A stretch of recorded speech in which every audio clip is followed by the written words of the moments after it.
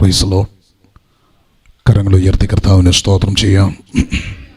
ഇന്ന് രാത്രിയിലെ അല്പസമയത്തെ ദൈവവചന ചിന്തയ്ക്കായി വിശുദ്ധ തിരുവെഴുത്തിൽ നിന്ന് എബ്രായ ലേഖനം 9-ാം അധ്യായം 27-ാമത് വാക്യം വായിക്കും.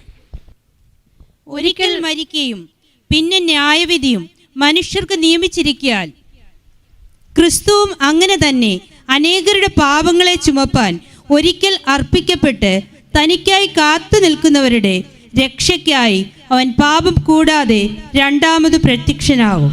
ഒരു നിമിഷം നമ്മുടെ കണ്ണുകളെ അടയ്ക്കാം, ഒന്നിച്ച് ദൈവത്തോട് പ്രാർത്ഥിക്കാം. എല്ലാ പ്രിയപ്പെട്ടവരും ദൈവസന്നിധിയിൽ ഒരു നിമിഷം പ്രാർത്ഥിച്ചാട്ടെ. ആരും ഇന്ന് രാത്രി മൗനമായിരിക്കരുത്. ഈ ദേശത്തോട് സുവിശേഷത്തിൻ്റെ സത്യം വിളിച്ചു പറയാൻ ആത്മഭാരമുള്ള എല്ലാവരും ദൈവസന്നിധിയിൽ പ്രാർത്ഥിക്കാം ഒരുമിച്ച്. ആമേൻ. ഈ ദൈവസഭയിൽ പ്രാർത്ഥിക്കുന്ന ഒരു പറ്റം ദൈവമക്കളാണുള്ളത്. നിങ്ങളാരും മൗനമായിരിക്കരുത്. എല്ലാവരും കണ്ണുകളടച്ച് വായി തുറന്ന് ശബ്ദമുയർത്തി ഒരുമിച്ച് അന്യഭാഷകളിൽ പ്രാർത്ഥിക്കാൻ കൃപ ലഭിച്ചവർ അന്യഭാഷകളിൽ പ്രാർത്ഥിക്കട്ടെ. സ്തോത്രം ചെയ്ത് പ്രാർത്ഥിക്കാൻ കൃപ ലഭിച്ച ദൈവമക്കൾ സ്തോത്രം ചെയ്ത് ശബ്ദമുയർത്തി ശക്തമായി ദൈവസന്നിധിയിൽ പ്രാർത്ഥിക്കാം.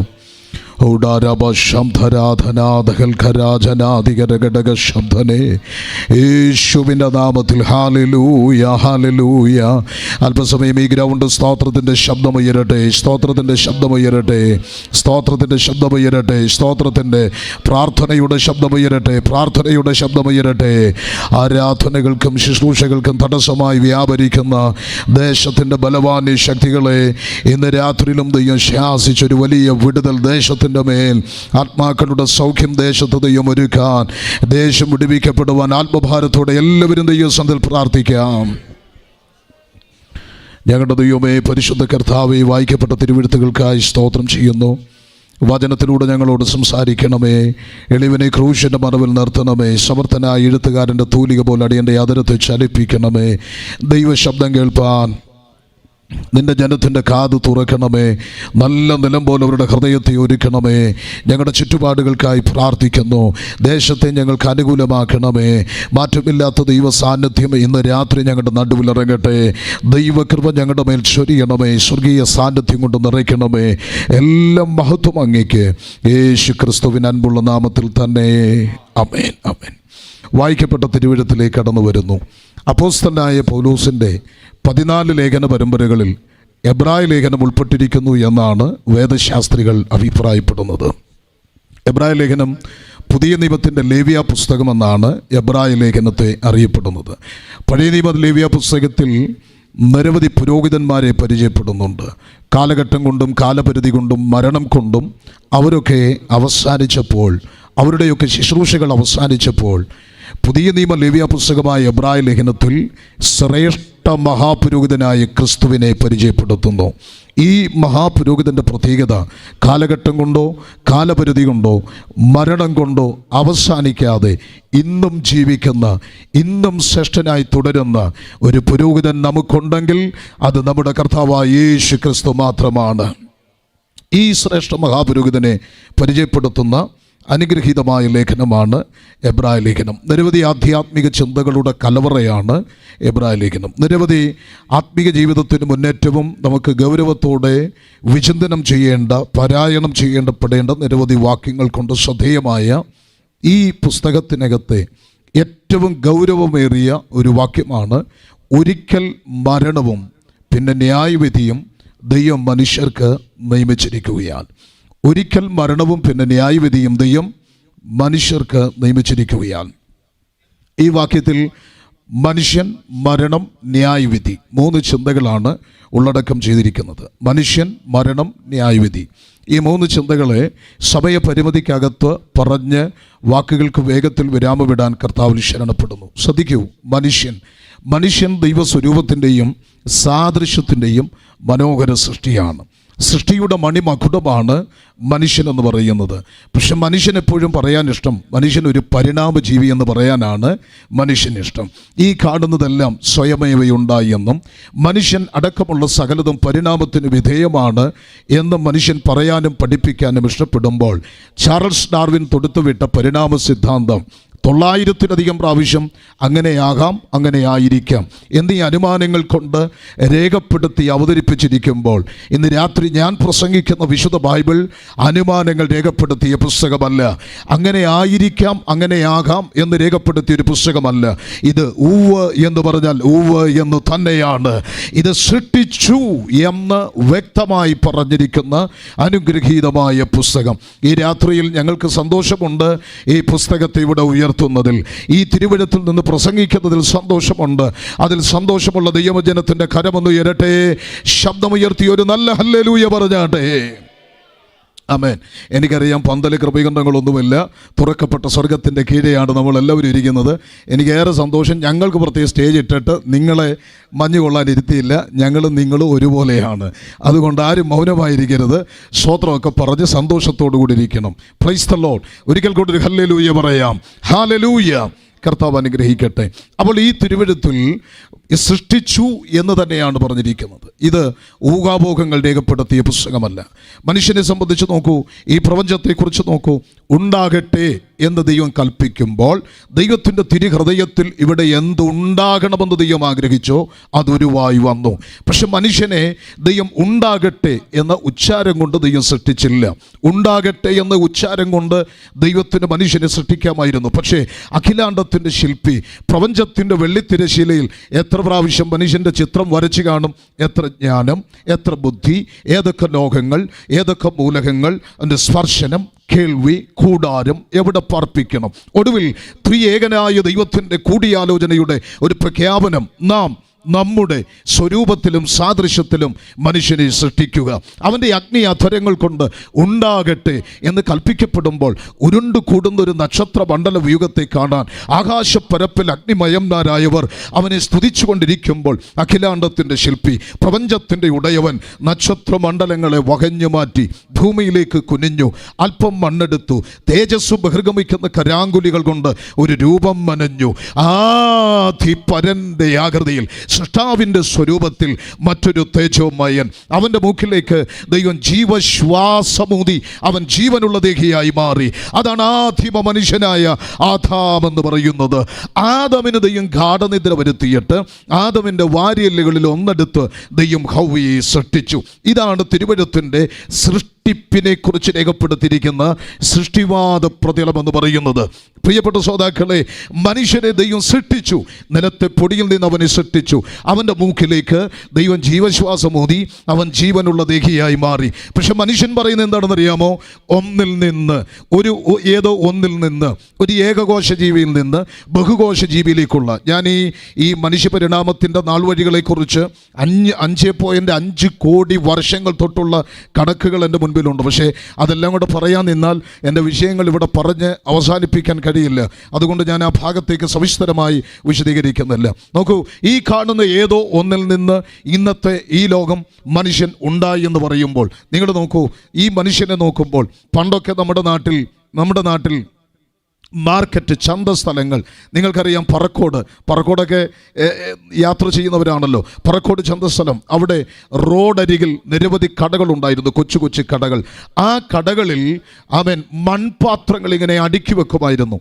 ഇന്നിപ്പം മാർക്കറ്റെല്ലാം പോയി, വലിയ മാർക്കറ്റുകളെല്ലാം, സാധനങ്ങളെല്ലാം ഈ ബിൽഡിങ്ങുകൾക്കകത്തേക്ക് വന്നപ്പോൾ സൂപ്പർ മാർക്കറ്റ്, ഹൈപ്പർ മാർക്കറ്റ് എന്നീ നിലവാരത്തിലേക്ക് മാറി. പണ്ട് നമ്മുടെ തുറസായ മാർക്കറ്റിംഗ് സ്ഥലങ്ങൾ, അവിടേക്ക് നമ്മൾ പോകുമ്പോൾ റോഡരികിലുള്ള ചെറിയ കടകളിൽ മൺകലങ്ങൾ ഇങ്ങനെ അടുക്കി വെച്ചിരിക്കും. മൺകലങ്ങൾ നിങ്ങൾ നോക്കിക്കേ, എല്ലാ കലത്തിനും ഒരേ കളറാണ്, അല്ലേ? ഒരേ കളറാണ്, മിക്കവാറും ഒരേ ആകൃതിയാണ്, ഒരേ രൂപമാണ്, ഒരേ വസ്തുവാണ് അതിനുപയോഗിക്കപ്പെട്ടിരിക്കുന്നത്. അതുകൊണ്ട് ഇതിലെ ഏതെങ്കിലും ഒരു കലത്തിൽ നിന്ന് ബാക്കി എല്ലാ കലങ്ങളും ഉണ്ടായി എന്നൊരുത്തൻ പറഞ്ഞാൽ അവനെ നോക്കി ചിരിക്കുകയല്ലാതെ എന്താ ചെയ്യുന്നത്? കാരണം ഈ ഓരോ കലത്തെയും അതിൻ്റെ ചക്രത്തിലിട്ട് ആ കുശവൻ തൻ്റെ മനോബോധപ്രകാരം തനിക്ക് ഇഷ്ടമുള്ള വിധത്തിൽ അതിനെ പണിതെടുത്ത ഒരു ഡിസൈനർ ഇതിൻ്റെ പിന്നിലുണ്ട്. ഇതുപോലെയാണ് ഈ കാണുന്ന സകലത്തെയും മനുഷ്യനെയും ഇത്ര മനോഹരമായി സൃഷ്ടിച്ച ഒരു സൃഷ്ടാവ് ഇതിൻ്റെ പിന്നിലുണ്ട്. ആ സൃഷ്ടാവാണ് നാം ആരാധിക്കുന്ന നമ്മുടെ ദൈവം എന്ന് പറയുന്നത്. Price the Lord. തിരുവെഴുത്ത് പറയുന്നു, ഭൂതലത്തിൽ എങ്ങും കുടിയിരിക്കാൻ ദൈവം ഒരുത്തനിൽ നിന്ന് സകല ജാതിയെയും ഉളവാക്കി. ആദിമ മനുഷ്യൻ ആദം ഹൗവയിൽ നിന്ന് സകല മനുഷ്യനിലേക്കുമുള്ള സൃഷ്ടി, മനുഷ്യൻ്റെ ജനന മരണ പ്രക്രിയയുടെ ചരിത്രങ്ങൾ. അങ്ങനെയാണ് സൃഷ്ടിവാദ പ്രതലത്തെക്കുറിച്ച് തിരുവെഴുത്തിൽ രേഖപ്പെടുത്തിയിരിക്കുന്നത്. അത്രയും പറഞ്ഞ് ഞാൻ ആ ഭാഗം വിടുകയാണ്. 2, നിങ്ങൾക്ക് ഒത്തിരി കേൾക്കാൻ ഇഷ്ടമില്ലാത്തതും പക്ഷേ ഏറ്റവും അറിഞ്ഞിരിക്കേണ്ടതായ രണ്ടാമത്തെ ചിന്ത മരണം എന്നുള്ളതാണ്. Price the Lord. മരണം എന്താണ്? മരണമെന്നാൽ എന്നാൽ മതി, രണമെന്നാൽ യുദ്ധം അവസാനിപ്പിച്ച് ഒരു വിശ്രമമാണ് മരണമെന്ന് പറയുന്നത്. വാസ്തവത്തിൽ മരണത്തെ മനുഷ്യന് ഭയമാണ്. എന്തുകൊണ്ടാണ് മരണമുണ്ടാകുന്നത്? മരണം എന്തുകൊണ്ടുണ്ടാകുന്നു എന്ന് പ്രകൃതിയോട് ചോദിച്ചാൽ, മതത്തോട് ചോദിച്ചാൽ മതം പറയും അത് പ്രകൃതിയുടെ ഒരു വികൃതിയാണ്. ഇനി ശാസ്ത്രത്തോട് ചോദിച്ചാൽ ശാസ്ത്രം പറയും അത് പ്രകൃതിയുടെ ഒരു പ്രതിഭാസമാണ്. അപ്പോൾ ശാസ്ത്രവും മതവും മരണത്തെക്കുറിച്ച് വ്യത്യസ്തമായ അഭിപ്രായങ്ങൾ പറയുമ്പോൾ ഇന്ന് രാത്രിയിൽ ഞാൻ പ്രസംഗിക്കുന്ന വിശുദ്ധ ബൈബിളിനോട് ചോദിക്കൂ. ബൈബിൾ പറയും, റോമാലേഖനം 5:12, ഏക മനുഷ്യനാൽ പാപവും പാപത്താൽ മരണവും മനുഷ്യനിലേക്ക് പ്രവേശിച്ചു. അപ്പോൾ മനുഷ്യനിലേക്ക് മരണം പ്രവേശിക്കാനുള്ള കാരണം പാപമാണ്. പാപം തുളിച്ച തേരിലാണ് മനുഷ്യനിലേക്ക് മരണം പ്രവേശിച്ചത്. പാപമാണ് മരണത്തിൻ്റെ സാരഥി എന്ന് പറയുന്നത്. അപ്പോൾ പല ആളുകൾ ചോദിക്കും, പാപത്തെ ഒന്ന് ചൂണ്ടിക്കാണിക്കുക, പാപത്തെ ഒന്ന് തൊട്ട് കാണിക്കുക, അല്ലേ? പാപത്തെ നിങ്ങൾ ഇങ്ങനെ വാതോരാതെ പ്രസംഗിക്കുമ്പോൾ എന്താണ് പാപം? പാപത്തെ ചൂണ്ടിക്കാണിക്കുക എന്ന് ചോദിക്കുമ്പോൾ ഇന്ന് രാത്രി ഞാനൊരു ചോദ്യം അങ്ങോട്ട് വെക്കുന്നു. നിങ്ങൾ കാറ്റിനെ ഒന്ന് ചൂണ്ടിക്കാണിക്കാൻ പറ്റുമോ? ഇല്ലല്ലോ. കാറ്റിനെ അറിയുന്നത് ഈ പ്രകൃതിയുടെ ചലനങ്ങളിലൂടെയാണെങ്കിൽ പാപത്തെ അറിയുന്നത് മനുഷ്യൻ്റെ പ്രവൃത്തിയിലൂടെയാണ്. മനുഷ്യൻ്റെ പ്രവൃത്തി വിളിച്ചു പറയുന്നു മനുഷ്യൻ പാപിയാണ്. ഇവിടെ അതിക്രമങ്ങൾ വർദ്ധിക്കുമ്പോൾ, കൊലപാതകങ്ങൾ വർദ്ധിക്കുമ്പോൾ, ആക്രമണങ്ങൾ വർദ്ധിക്കുമ്പോൾ, ലഹരി പദാർത്ഥങ്ങളുടെ ആസക്തി വർദ്ധിക്കുമ്പോൾ, നന്മ ചെയ്യാൻ ആഗ്രഹിക്കുന്ന മനുഷ്യൻ എന്തുകൊണ്ട് ഈ തിന്മ ചെയ്യുന്നു? അതിൻ്റെ പിന്നിൽ അതിനേക്ക് നയിക്കുന്ന ശക്തിക്ക് പറയുന്ന പേരാണ് പാപമെന്ന ശക്തി. ഇന്ന് രാത്രി ദേശത്തോട് ഞങ്ങൾ വിളിച്ചു പറയട്ടെ, ജീവിതത്തിൻ്റെ സമാധാനമില്ലാത്ത അന്തരീക്ഷം പാപം നിന്നിൽ കർത്തൃത്വം നടത്തുന്നത് കൊണ്ട്, ലഹരി പദാർത്ഥങ്ങളുടെ ആസക്തിക്കകത്ത് കുടുങ്ങി ജീവിതത്തിൻ്റെ സമാധാനം നഷ്ടപ്പെട്ടെങ്കിൽ ഇന്നും പുറത്തു വരാൻ കഴിയാതെ ലഹരിക്കകത്ത് പിടിക്കപ്പെട്ട് ജീവിതം തകർന്നുകൊണ്ടിരിക്കുമ്പോൾ, സ്നേഹിത, അതിൻ്റെ പിന്നിൽ ചലിക്കുന്ന ശക്തി പാപമെന്ന ശക്തിയാണ്. ആ പാപത്തിൻ്റെ ചങ്ങലയെ പൊട്ടിക്കാൻ ആ പാപത്തിൻ്റെ കാമൻ കറുത്ത കരത്തിൽ നിന്ന് നിന്നെ പുറത്തു കൊണ്ടുവരാൻ കഴിയുന്ന ഒരാൾ മാത്രമേ ചരിത്രത്തിലുള്ളൂ. ആ വ്യക്തിയാണ് ഇന്ന് രാത്രി ഞങ്ങൾ ഇവിടെ ഉയർത്തുന്നത്. അതിൽ സന്തോഷമുള്ളവർ കരങ്ങൾ ഉയർത്തി ദൈവത്തെ സ്തുതിച്ചാട്ടെ. ആമേൻ. അപ്പോൾ പാപമാണ് മനുഷ്യനെ തകർത്തുകൊണ്ടിരിക്കുന്നത്. ഞാൻ തിരുവനന്തപുരം അടക്കമുള്ള നിരവധി ജയിലുകളിൽ പ്രസംഗിച്ചിട്ടുണ്ട്. നമ്മുടെ കേരളത്തിൽ 14 ജില്ലകളിൽ 52-ലധികം ജയിലുകളുണ്ട്. ഈ 52 ജയിലുകളിൽ പല ജയിലുകളിൽ ഞാൻ സന്ദർശിച്ചിട്ടുണ്ട്, അവിടെ പ്രസംഗിച്ചിട്ടുണ്ട്. പലരും പറഞ്ഞ സത്യം, പൊന്നു സാറേ, അബദ്ധത്തിൽ സംഭവിച്ചു പോയതാണ്. അങ്ങനെ ചെയ്യണമെന്ന് ആഗ്രഹിച്ചതല്ല. സ്വന്തം കുഞ്ഞുങ്ങളെ പോലും പീഡിപ്പിച്ച നിരവധി പിതാക്കന്മാർ, കൊലപാതക കേസുകളിൽ അറസ്റ്റിലായി കിടക്കുന്നവർ, അവർ പറഞ്ഞു കൊലപാതകം ചെയ്യണമെന്ന് ആഗ്രഹിച്ചതല്ല, ഇങ്ങനെയൊക്കെ ആകുമെന്ന് ചിന്തിച്ചതല്ല, ജീവിതം സന്തോഷമായി മുന്നോട്ട് പോകണമെന്ന് ആഗ്രഹിച്ചതാ. പക്ഷെ എപ്പോഴോ ഈ ഇരുമ്പഴിക്കകത്ത് വന്നു, ഇതിങ്ങനെ ചെയ്യാൻ ആഗ്രഹിച്ചതല്ല, ഇങ്ങനെ ജീവിതമാകണമെന്ന് ആഗ്രഹിച്ചതല്ല. ഇതിൻ്റെ കാരണം എന്തെന്നറിയത്തില്ല എന്ന് അദ്ദേഹം പറയുമ്പോൾ, ഈ രാത്രി സ്നേഹിത, ആഗ്രഹിക്കാത്ത തിന്മ, നീ ആഗ്രഹിക്കാത്ത ക്രൂരമായ പ്രവർത്തികൾ നിന്നിൽ സംഭവിക്കുന്നതിൻ്റെ പിന്നിൽ നിന്നിൽ വാഴുന്ന പാപമെന്ന ശക്തിയാണ്. പാപമാണ് മനുഷ്യനെ തകർക്കുന്നത്. ഇന്ന് രാത്രിയിൽ അവൻ പാപത്തിൻ്റെ ചങ്ങലകളാൽ ബന്ധിക്കപ്പെട്ട് ശാപത്തിൻ്റെ തടവറയ്ക്കകത്ത് ജീവിതം ഇരുണ്ട വഴിയാത്രകളിലൂടെ, കണ്ണുനീരിലൂടെ, വേദനയിലൂടെ, ദുഃഖങ്ങളിലൂടെ, നിരാശകളിലൂടെ, ആർക്കും പരിഹരിക്കാൻ കഴിയാത്ത പ്രശ്നങ്ങളിലൂടെ ഇന്ന് രാത്രി കടന്നു പോകുന്നെങ്കിൽ നിന്നെ സൗഖ്യമാക്കാൻ, നിന്നെ പുറത്തു കൊണ്ടുവരാൻ, ആ പാപത്തിന്റെ ചങ്ങലകളെ പൊട്ടിച്ച് ജീവിതത്തിൽ ലക്ഷ്യം നൽകാൻ കഴിയുന്ന ഒരു നാമമുണ്ടെങ്കിൽ അത് യേശു എന്ന നാമമാണ്. Price the Lord, praise the Lord. അപ്പോൾ പാപമാണ് മനുഷ്യനെ തകർത്തുകൊണ്ടിരിക്കുന്നത്. ഈ പാപമാണ് മനുഷ്യനിലേക്ക് മരണം കൊണ്ടുവന്നത്. അങ്ങനെയാണെങ്കിൽ 3 വിധ മരണത്തെക്കുറിച്ച് ബൈബിൾ ചൂണ്ടിക്കാണിക്കുന്നു. ഒന്നാമത്തെ മരണം ആത്മീക മരണമാണ്. രണ്ടാമത്തെ മരണം ശാരീരിക മരണമാണ്. ആമേൻ. മൂന്നാമത്തെ മരണം നിത്യമരണമാണ്, അഥവാ എറ്റേണൽ ഡെത്ത്. അപ്പോൾ number 1 spiritual death, number 2 physical death, number 3 eternal death. എന്താണ് ആത്മീക മരണം? ആത്മീക മരണം എന്ന് പറയുന്നത് മനുഷ്യൻ ദൈവത്തിൽ നിന്ന് അകന്നു പോയ, ദൈവത്തിൽ നിന്ന് വേർപെട്ടു പോയ അവസ്ഥ. വെളിപ്പാട് പുസ്തകം 3:1 പറയുന്നു, അവൻ ജീവനോടിരിക്കുന്നവനെന്ന് പേരുണ്ടെങ്കിലും മരിച്ചവനാകുന്നു. അപ്പൊ ജീവനോടിരിക്കുമ്പോൾ തന്നെ മരിച്ച അവസ്ഥ. ഒരു പേഴ്സണിൽ 2 അവസ്ഥകൾ, ഒന്ന് ജീവനും മരണവും. അപ്പോൾ ജീവനോടിരിക്കുമ്പോൾ തന്നെ മരിച്ച അവസ്ഥ. ഏതാണ് ആ മരണം? അതാണ് എഫേസ്യ ലേഖനം 2:1, അതിക്രമങ്ങളാലും പാപങ്ങളാലും മരിച്ചവരായിരുന്നു നിങ്ങൾ. അതിക്രമവും പാപവും നിമിത്തം മരിച്ച അവസ്ഥ, ഇത് ആത്മീക മരണമാണ്. ഈ ആത്മീക മരണം സംഭവിച്ച മനുഷ്യൻ ദൈവത്തിൽ നിന്നകന്നു. എഫേസ്യ ലേഖനം 4:18 പറയുന്നു, അവർ ദൈവത്തിൻ്റെ ജീവനിൽ നിന്നകന്ന് മനം തഴമ്പിച്ച് സകല അശുദ്ധിയും പ്രവർത്തിപ്പാൻ ദുഷ്കാമത്തിന് അത്യാഗ്രഹത്തോടെ തങ്ങളെ തന്നെ ഏൽപ്പിച്ചു കൊടുത്തു. അപ്പോൾ ദൈവത്തിൻ്റെ ജീവനിൽ നിന്നകന്നാൽ മരണത്തിലേക്കാണ്. അതാണ് പാപത്തിൻ്റെ ശമ്പളമായ മരണമെന്ന് പറയുന്നത്. ഇങ്ങനെ ആത്മീക മരണം സംഭവിച്ച് ദൈവത്തിൽ നിന്ന് അകന്നുപോയ മനുഷ്യൻ. ആ ഭാഗം ഞാൻ അവിടെ നിർത്തുന്നു. ഒടുവിൽ ആ ഭാഗത്തെ ഒന്നുകൂടെ വിശദീകരിക്കാം. 2 ശാരീരിക മരണം. എന്താ ശാരീരിക മരണം?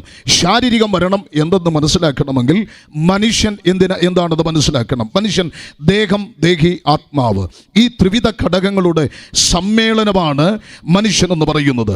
ആത്മാവ് ദൈവത്തോട് ബന്ധപ്പെട്ടും പ്രാണൻ ശരീരത്തോട് ബന്ധപ്പെട്ടും ഈ ശരീരം മണ്ണിനോടും ബന്ധപ്പെട്ടിരിക്കുന്നു. ആത്മാവ് ദൈവാത്മബോധത്തിൻ്റെയും പ്രാണൻ സ്വയബോധത്തിൻ്റെയും ഈ ശരീരം പഞ്ചേന്ദ്രിയങ്ങളുടെ ഇരിപ്പിടമാണ്. അപ്പോൾ 2 നിത്യമായ വൈരുദ്ധ്യങ്ങൾ മനുഷ്യനിലുണ്ട്. ആ നിത്യമായ വൈരുദ്ധ്യങ്ങൾ, ഒന്ന് ദൃശ്യമണ്ഡലവും 2 അദൃശ്യമണ്ഡലമാണ്. അദൃശ്യമണ്ഡലം എന്ന് പറയുന്നത് ആത്മാവും പ്രാണനുമാണ്. ദൃശ്യമണ്ഡലം ഈ ശരീരമാണ്. അപ്പോൾ അദൃശ്യമണ്ഡലമായ ആത്മാവിൻ്റെയും പ്രാണൻ്റെയും ഇരിപ്പിടമാണ് ദൃശ്യമണ്ഡലമായ ശരീരം. ഈ ആത്മാവും പ്രാണനുമെന്ന അദൃശ്യമണ്ഡലമാണ് ദൃശ്യമണ്ഡലമായ ഈ ശരീരത്തെ ചലനാത്മകമാക്കി മാറ്റുന്നത്. ഈ അദൃശ്യമണ്ഡലമായ ആത്മാവിന് പ്രാണനും ഈ ശരീരത്തിലിരിക്കാൻ ദൈവം ഒരു കാലയളവ് വെച്ചിട്ടുണ്ട്. ആ കാലയളവിനെയാണ് നമ്മൾ ആയുസ് എന്ന് പറയുന്നത്. ആയുസ് ജനനം മുതൽ മരണം വരെയാണ്. ഈ അദൃശ്യമണ്ഡലമായ ആത്മാവും പ്രാണനും ആയുസ് അവസാനിക്കുമ്പോൾ, ഈ ശരീരം വിട്ടൊഴിയുമ്പോൾ, ഈ ശരീരത്തിനുണ്ടാകുന്ന ചേതനയറ്റ അവസ്ഥ, ഈ ശരീരത്തിൻ്റെ നിർജീവമായ അവസ്ഥ, അതാണ് ശാരീരിക മരണമെന്ന് പറയുന്നത്. അങ്ങനെയാണെങ്കിൽ മരണത്തെക്കുറിച്ച് നിരവധി പദങ്ങൾ തിരുവെഴുത്തിലുണ്ട്. ഇത് ഒടുക്കത്തെ ശത്രുവാണ്, ഇത് അഴിഞ്ഞുമാറ്റമാണ്, ഇത് വേർപാടാണ്, ഇത് നിദ്രയാണ്, ഇത് ഉറക്കമാണ്, ഇത് ഒഴുക്കിക്കളയുന്നതാണ്. നിരവധി പദങ്ങൾ കൊണ്ട് മരണത്തെ വിവക്ഷിച്ചിരിക്കുമ്പോൾ പ്രിയരെ, ശാരീരിക മരണം ശ്രദ്ധിച്ച്. ശാരീരിക മരണത്തെക്കുറിച്ച് എനിക്കിഷ്ടമുള്ള 3 പദങ്ങളുണ്ട്. 90-ാം സങ്കീർത്തനത്തിൻ്റെ 5 മുതൽ വായിക്കേണ്ട 10 വരെയുള്ള വാക്യങ്ങൾക്കകത്ത് 3 വ്യത്യസ്ത പദങ്ങളുണ്ട്. ആ വ്യത്യസ്ത പദങ്ങൾ, ഒന്ന് ഒഴുക്കിക്കളയുക. നമ്പർ 1 ഒഴുക്കിക്കളയുക. എന്താ ഒഴുക്കിക്കളയുക എന്ന് പറഞ്ഞാൽ, ഒരു വസ്തു ഒരു തോട്ടിലേക്ക് വീണാൽ തോട് ആ വസ്തുവിനെ പുഴയ്ക്കും, പുഴ ആ വസ്തുവിനെ നദിക്കും, നദി ആ വസ്തുവിനെ സമുദ്രത്തിന് കൈമാറുന്നു. ഇങ്ങനെ സമുദ്രത്തിലേക്ക് വന്നാൽ അതിൻ്റെ ഒഴുക്ക് അവിടെ അവസാനിക്കുകയാണ്. ഇതുപോലെ ചരിത്രത്തിലേക്ക് വന്ന മനുഷ്യൻ ചരിത്രത്തിലൂടെ ഒഴുകി കാലം മറ്റൊന്നിന് കൈമാറുന്ന മഹത്വപൂർണമായ അനുഭവമാണ് മരണമെന്ന് പറയുന്നത്. അപ്പോൾ ചരിത്രത്തിലേക്ക് വന്ന മനുഷ്യൻ്റെ ചരിത്രത്തിലൂടെയുള്ള പ്രയാണം, അതവൻ്റെ ജീവിതമാണ്. ആ ജീവിതം കൊണ്ട് തീരുമാനിക്കണം നിത്യത, മരണാനന്തരമുള്ള ജീവിതം എവിടെ ചെലവഴിക്കണം. ഇന്ന് രാത്രി സ്നേഹിത, ഒരിക്കൽ കൂടെ ഇവിടെ ജനിച്ച് ജീവിച്ച് നിത്യത കരസ്ഥമാക്കാമെന്ന് ആരും കരുതരുത്. ഈ ആയുസ് ഒരിക്കലേ ഉള്ളൂ, ഈ ജീവിതം ഒരിക്കലേ ഉള്ളൂ. ഈ ആയുസ് കൊണ്ട് തീരുമാനിക്കണം നിത്യത എവിടെ ചെലവഴിക്കണമെന്ന്. Price the Lord. അതുകൊണ്ട് ഈ ജീവിതം ഗൗരവമുള്ളതാണ്. നമ്മൾക്കിടയിൽ ഒരു പാട്ടുണ്ടല്ലോ, ജീവിതം ഒന്നേയുള്ളൂ, അത് വെറുതെ പാഴാക്കി യെസ്, ജീവിതം പാഴാക്കിടരുത്. ഈ രാത്രിയിൽ ഈ ദേശത്ത്, ഈ മുറ്റത്ത് ഈ യോഗം സംഘടിപ്പിച്ചതിൻ്റെ പിന്നിലെ കാരണം ഇതാ: ഈ ജീവിതം പാഴാക്കരുത്, ഈ ജീവിതം വെറുതെ കളയരുത്. ഈ ജീവിതം കൊണ്ട് തീരുമാനിക്കണം നിത്യത എവിടെ ചെലവഴിക്കണം. ഈ സുവിശേഷ യോഗത്തിൻ്റെ രണ്ടാമത്തെ രാത്രിയിൽ ഞങ്ങൾ വിളിച്ചു ചോദിക്കട്ടെ, ഇന്നു രാത്രി നീ മരിച്ചാൽ ആത്മാവിൻ്റെ നിത്യത അതെവിടെ ചെലവഴിക്കും? Price the Lord. ആ ചോദ്യങ്ങളൊക്കെ നമ്മുടെ സുവിശേഷ യോഗത്തിൽ നിന്നൊക്കെ നഷ്ടപ്പെട്ടിട്ട് വർഷങ്ങൾ കുറേയായി. ഇത് മുറ്റത്ത് കൺവെൻഷനാണല്ലോ. സുവിശേഷം അവൻ അടുത്തു ചെന്ന് പറഞ്ഞു കൊടുക്കുക എന്നുള്ളതാണ് മുറ്റത്ത് കൺവെൻഷൻ്റെ ലക്ഷ്യം.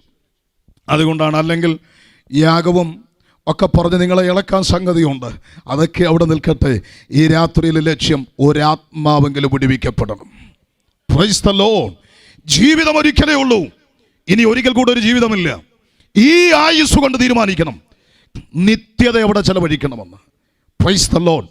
അതിനുള്ള സുവർണാവസരം സർവേശ്വരനായ ദൈവം ഈ ആയുസ്സിൽ ഒരുക്കിയിരിക്കുമ്പോൾ അതിനെ അവഗണിക്കരുത്, അതിനെ പുറങ്കാലുകൊണ്ട് തട്ടരുത്. രാത്രി തീരുമാനമെടുക്ക്. ഇതൊരു തീരുമാനത്തിൻ്റെ രാത്രിയാകണം. ഇനി ഒരവസരം ലഭിച്ചെന്ന് വരത്തില്ല. ഇന്നാകുന്നു സുപ്രസാദകാലം, ഇന്നാകുന്നു രക്ഷാ ദിവസം. ഈ രാത്രി പ്രയോജനപ്പെടുത്തൂ. കാലം തികഞ്ഞു, ദൈവരാജ്യം സമീപിച്ചിരിക്കുകയാൽ മാനസാന്തരപ്പെട്ട് സുവിശേഷത്തിൽ വിശ്വസിക്കാം. ആമേൻ. ഇനി ഒരു ആയുസ്സില്ല കേട്ടോ. ഈ ആയുസ് കൊണ്ട് ഇനിയൊരു ജീവിതമില്ല. ഈ ജീവിതം കൊണ്ട് തീരുമാനിക്കണം നിത്യത എവിടെ ചെലവഴിക്കണം. അപ്പോൾ ഒരു നിത്യ ആയുസ്സിന് മുൻപുള്ള ശൈശവത്വമാണ് ഈ ഐഹിക ആയുസ് എന്ന് പറയുന്നത്. ഈ ഐഹിക ആയുസ് കൊണ്ടുള്ള തീരുമാനമാണ് നിത്യത എവിടെ ചെലവഴിക്കണം. അപ്പോൾ ഈ ഐഹിക ആയുസ്സിൽ നിന്ന് നിത്യായുസ്സിലേക്ക് തുറക്കപ്പെടുന്ന കവാടം, അതാണ് മരണമെന്ന് പറയുന്നത്. അപ്പോൾ ജീവിതം കൊണ്ട് തീരുമാനിക്കണം. 2, അവൻ ഈ മനുഷ്യൻ്റെ അടുത്ത ഭാഗം പറയുന്നത് 90 സങ്കീർത്തനത്തിൻ്റെ 5 മുതലുള്ള വാക്യങ്ങൾ. അടുത്ത ഭാഗം പറയുന്നത് ഒഴുക്കിക്കളയുക. നമ്പർ 1. നമ്പർ 2, പറന്നു പോകുക. ആമേൻ. അടുത്തേതാണ് പറന്നു പോകുക. എന്താ പറന്നു പോകുക എന്ന് പറഞ്ഞാൽ? പറന്നു പോകുക എന്ന് പറയുമ്പോൾ മനുഷ്യന് ഒരാത്മാവുണ്ട്. ആത്മാവ് അമർത്യതയുടേതാണ്. ആത്മാവിന് മരണമില്ല. Praise the Lord. സഹോദരൻ, ഇച്ചിരി ഫീഡ്ബാക്ക് കൂടെ തരാൻ പറ്റുമോ? ഇച്ചിരി കൂടെ തന്നാൽ ഈ ഇടയ്ക്കിടയ്ക്കുള്ള വെള്ളം കൂടി ഒഴിവാക്കാമെന്ന്. Praise the Lord. ഹല്ലേലൂയ. വളരെ നന്നായിട്ടാണ് അദ്ദേഹം കൈകാര്യം ചെയ്യുന്നത് കേട്ടോ. അദ്ദേഹത്തെ ഓർത്തൊന്ന് സ്വോത്രം ചെയ്താട്ടെ. അയ്യോ, നിങ്ങളുടെ സ്വോത്രം കേട്ട് കഴിഞ്ഞാൽ പുള്ളി അത് ഓഫ് ചെയ്ത് വെക്കും. ഒന്ന് നല്ലൊരു സ്വോത്രം പറ. ഹല്ലേലൂയ. Praise the Lord. കർത്താവ് അനുഗ്രഹിക്കട്ടെ. ആമേൻ. മടങ്ങി വരുന്നു. പറന്നു പോകുക. എന്താ പറന്നു പോകുക? ആത്മാവാണ്. ഈ ശരീരം വിട്ടൊഴിയുമ്പോൾ ആത്മാവ് നിത്യതയുടെ തീരം തേടി പറന്നു പോകുന്നു. അപ്പോൾ മനുഷ്യനൊരു ആത്മാവുണ്ട്. ആത്മാവിന് മരണമില്ല. ആത്മാവ് അമർത്യതയുടേതാണ്. എല്ലാ മതങ്ങളും എല്ലാ വിശ്വാസ പ്രമാണങ്ങളും പറയുന്നു മനുഷ്യൻ്റെ ആത്മാവിന് മരണമില്ല. എൻ്റെ പ്രിയരെ, പുരാതന വിശ്വാസ പ്രമാണങ്ങൾ എന്താണ് പറയുന്നത്? പുരാതന വിശ്വാസ പ്രമാണങ്ങൾ ഇന്ന് ഈ പ്രഭാതം വരെ പുരാതന വിശ്വാസ പ്രമാണങ്ങളുടെ ഓരോ രാജ്യത്തിൻ്റെ ഓരോ സംസ്കാരങ്ങളുടെ സാമ്രാജ്യങ്ങളുടെ വിശ്വാസ പ്രമാണങ്ങൾ ഒന്നൊന്നായി പറയാനുണ്ട്. എങ്കിലും 1-2 പറയാം. ശ്രദ്ധിക്കൂ. ഗ്രീക്കുകാർ മരിക്കുമ്പോൾ ആ മരിച്ചു കിടക്കുന്ന ഡെഡ് ബോഡിയുടെ കയ്യിലോ വായിലോ ഒരു നാണയം വെക്കും. അതിന് കാരൻ, കൂലിപ്പണം എന്നാ പറയുന്നത്. എന്തിനാണ് അങ്ങനെ ഒരു നാണയം വെക്കുന്നത് അറിയാമോ? ആ നാണയം വെക്കുന്നത് ഈ മനുഷ്യൻ മരിച്ച് അദ്ദേഹത്തിൻ്റെ ആത്മാവ് സെലൂബിയസ് എന്ന് പറയപ്പെടുന്ന ഒരു സൗഭാഗ്യ തീരത്തെത്തുമെന്നും അവിടെ സ്റ്റിക്ക് എന്നൊരു നദിയുണ്ട്. ആ നദി കടക്കണമെങ്കിൽ കടത്തുകാരന് കൂലിപ്പണം കൊടുക്കണം. ആ ഒരു വിശ്വാസമാണ് ഈ ഡെഡ് ബോഡിയുടെ വായിലോ കയ്യിലോ ഈ കൂലിപ്പണം വെക്കുന്നത്. ഈ ഒരു വിശ്വാസം വെളിച്ചം വീശുന്നത് ആത്മാവിൻ്റെ അമർത്യതയിലുള്ള വിശ്വാസമാണ്. മറ്റൊന്ന്, സപ്ത വിസ്മയങ്ങളിൽ ഒന്നാണ് പിരമിഡുകൾ എന്ന് പറയുന്നത്. ഈ പിരമിഡുകൾ ഈജിപ്ഷ്യൻകാർ പണിയാനുള്ള കാരണമെന്താ? അവർ പറയുന്നത് ശരീരത്തെ ആശ്രയിച്ചാണ് ആത്മാവ് നിലനിൽക്കുന്നത്. ആത്മാവ് നിലനിൽക്കണമെങ്കിൽ ശരീരമുണ്ടാകണം. അതുകൊണ്ട് ഈ ഡെഡ് ബോഡികൾ സുഗന്ധദ്രവ്യ കൂട്ടുകൾക്കകത്തിട്ട് വലിയ പിരമിഡുകൾക്കകത്ത് അവരടക്കം ചെയ്തു. ഈ അടക്കം ചെയ്തത് ആത്മാവിൻ്റെ നിലനിൽപ്പിനു വേണ്ടിയാണ്. ഇന്ന് രാത്രി പറയാം, ഈ പുരാതന സപ്തവിസ്മയങ്ങളിൽ ഈജിപ്ഷ്യൻ സംസ്കാരത്തിൻ്റെ പെരുമയോ പഴമയോ അവരുടെ ശില്പകലയുടെ വൈദഗ്ധ്യം ലോകത്തെ കാണിക്കാനല്ല. അതിൻ്റെ പിന്നിലെ വിശ്വാസം ആത്മാവിൻ്റെ അമർത്യതയിലുള്ള വിശ്വാസമാണ്. പുരാതന വിസ്മയങ്ങൾ, വിശ്വാസ പ്രമാണങ്ങൾ. വർത്തമാനകാല വിശ്വാസ പ്രമാണങ്ങളോ മരിച്ച മനുഷ്യൻ്റെ ആത്മാവിന് വേണ്ടി, പരേതൻ്റെ ആത്മാവിന് വേണ്ടിയുള്ള പ്രാർത്ഥനകൾ, കർമ്മങ്ങൾ, ശേഷക്രിയകൾ എന്തിനാ ചെയ്യുന്നത്? അത് ചെയ്യുന്നത് ആത്മാവിൻ്റെ അമർത്യതയിലുള്ള വിശ്വാസമാണ്. Price the Lord. ഇനി നമ്മളെക്കുറിച്ച് പറഞ്ഞാൽ ഒരിടത്തൊരു തൂങ്ങി മരണം സംഭവിച്ചാൽ ആ വഴിക്ക് നമ്മൾ പോകാറ് പോലുമില്ല. എന്താ കാര്യം? ഇവൻ്റെ ആത്മാവ് ഭൂതപ്രേത പിശാചിയാട്ടൊക്കെ വരുമെന്നുള്ള ചിന്തയാണ്. അപ്പോൾ ഇത്തരം പേടിപ്പെടുത്തലുകൾ പോലും ഒരു യാഥാർത്ഥ്യം വിളിച്ചു പറയുന്നു, ആത്മാവിന് മരണമില്ല. Praise the Lord. ആത്മാവിന് എന്തില്ല? മരണമില്ല. ഇവിടുത്തെ മതങ്ങൾ എന്ന് പറയുന്നു, മതങ്ങൾ പറയുന്നത് നിങ്ങൾ നോക്കൂ. ഇവിടുത്തെ മതങ്ങളിൽ നീതിസാരം പറയുന്നത് ഇങ്ങനെയാണ്: അർത്ഥം ഗ്രഹേ നിവർത്തന്തേ ശ്മശാനേ പുത്രബാന്ധവ സുഹൃതം ദുഷ്കൃതം ചൈവ മനുഗജതി. എന്താ അതിൻ്റെ അർത്ഥം? പുത്രബന്ധും ഇത്രാദി സർവസമ്പത്തും കുഴിക്കര വരെയുള്ളൂ, അതിനപ്പുറത്ത് നിങ്ങളെ പിന്തുടരുന്നത് സുഹൃത ദുഷ്കൃതങ്ങളാണ്. ഇനി ഇവിടുത്തെ പുരാണങ്ങളിൽ എന്തു പറയുന്നു? നൈനം ചിന്തതി ശസ്ത്രാണി നൈനം ദഗതി പാവക നാ ചൈന ക്ലേദയാന്തിയോപ്പോ നാ ശോഷയാതി മാരുത. അതിൻ്റെ അർത്ഥം അമ്പുകൾക്ക് മുറിപ്പെടുത്താൻ കഴിയാത്ത, വായുവിന് ശോഷിപ്പിക്കാൻ കഴിയാത്ത അമൂർത്തമായ ഒരു സത്താവിശേഷമാണ് ആത്മാവെന്ന് പറയുന്നത്. ഈ ആത്മാവിന് മരണമില്ല എന്ന് പുരാണങ്ങളിൽ വിളിച്ചു പറയുന്നു. പ്രിയപ്പെട്ടവരെ, ചാന്ദ്യോഗ്യത്തിൽ വിളിച്ചു പറയുന്നു, കഠോപനിഷത്തിൽ പറയുന്നു, ബൃഹദാരണ്യകത്തിൽ പറയുന്നു, കൗശികയിൽ പറയുന്നു, ഖുറാനിൽ പറയുന്നു, മനുഷ്യനൊരു ആത്മാവുണ്ട്, ആത്മാവിന് മരണമില്ല. അപ്പോൾ ഇതെല്ലാം ഒരുപോലെ, ഇവിടുത്തെ മതഗ്രന്ഥങ്ങളെല്ലാം ഒരുപോലെ വിളിച്ചു പറയുന്നു, മനുഷ്യന് ഒരാത്മാവുണ്ട്. ഇനി ഇവിടുത്തെ സാഹിത്യകാരന്മാരെന്ന് പറയുന്നു. നിങ്ങൾക്കറിയാമോ, ലോക താത്വിക തറവാട്ടിലെ മഹാചാര്യന്മാരെന്നറിയപ്പെടുന്ന സോക്രട്ടീസ് പറയുന്നത് ഇങ്ങനെയാണ്: എല്ലാ മനുഷ്യന്റെയും ആത്മാവ് അമർത്യമാണ്, എന്നാൽ നീതിമാന്മാരുടെ ആത്മാവ് അമർത്യവും ദൈവീകവുമാണ്. സോക്രട്ടീസിന്റെ വാക്കുകൾ. പ്ലേറ്റോ പറയുന്നു, ആത്മാവ് ശരീരത്തിൽ നിന്ന് വിഭിന്നവും അതീതവുമായ ഒരു ശക്തിയാകുന്നു. എന്നാൽ തോമസ് അക്വിനാസ് എന്ന് പറയപ്പെടുന്ന വിശ്വപ്രസിദ്ധനായ സാഹിത്യകാരൻ ആത്മാവിൻ്റെ അമർത്യതയെക്കുറിച്ച് എഴുതിയപ്പോൾ അദ്ദേഹം ആവേശം കൊണ്ട് നിറഞ്ഞു. ആ പേപ്പറിലേക്ക് തൻ്റെ പേനയിട്ടു. എന്നിട്ട് സൂര്യനെ നോക്കി, ചന്ദ്രനെ നോക്കി, ഇവിടുത്തെ സകല ചരാചരങ്ങളെ നോക്കിയിട്ട് അദ്ദേഹം വിളിച്ചു പറഞ്ഞു: ഹേ പ്രപഞ്ചമേ, ഹേ സൂര്യചന്ദ്ര നക്ഷത്രാദികളെ, നിങ്ങളൊക്കെ ഒരിക്കൽ കാലയവനികയുടെ തിരശ്ശീലയ്ക്ക് അപ്പുറത്ത് മാഞ്ഞു പോകും, പക്ഷെ എൻ്റെ ആത്മാവോ അത് അമർത്യതയുടെ നിത്യയൗവനം പോകും. ഒരു സാഹിത്യകാരൻ ലോകത്തോട് തൻ്റെ ആത്മാവിൻ്റെ അമർത്യതയെക്കുറിച്ച് അദ്ദേഹം വാദോരാതെ വിളിച്ചു പറയുന്നു.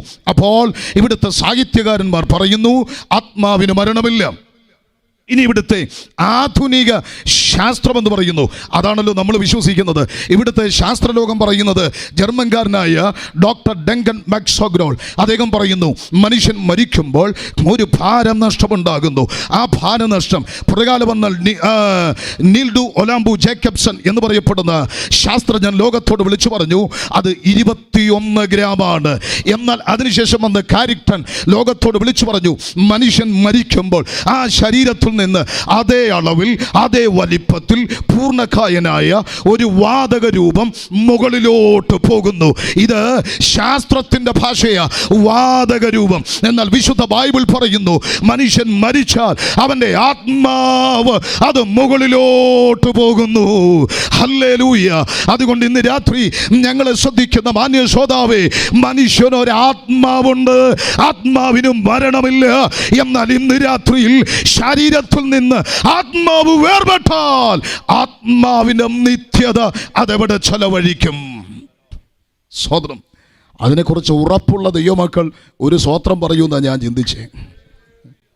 അപ്പോൾ അതിൻ്റെ അർത്ഥം നമുക്കും വലിയ ഉറപ്പൊന്നും ഇല്ല എന്നുള്ളതാണ്. Hallelujah, praise the Lord. ഇന്ന് രാത്രി നീ മരിച്ചാൽ ആത്മാവിൻ്റെ നിത്യത അതെവിടെയാണ് ചെലവഴിക്കുന്നത്? ചിന്തിച്ചിട്ടുണ്ടോ?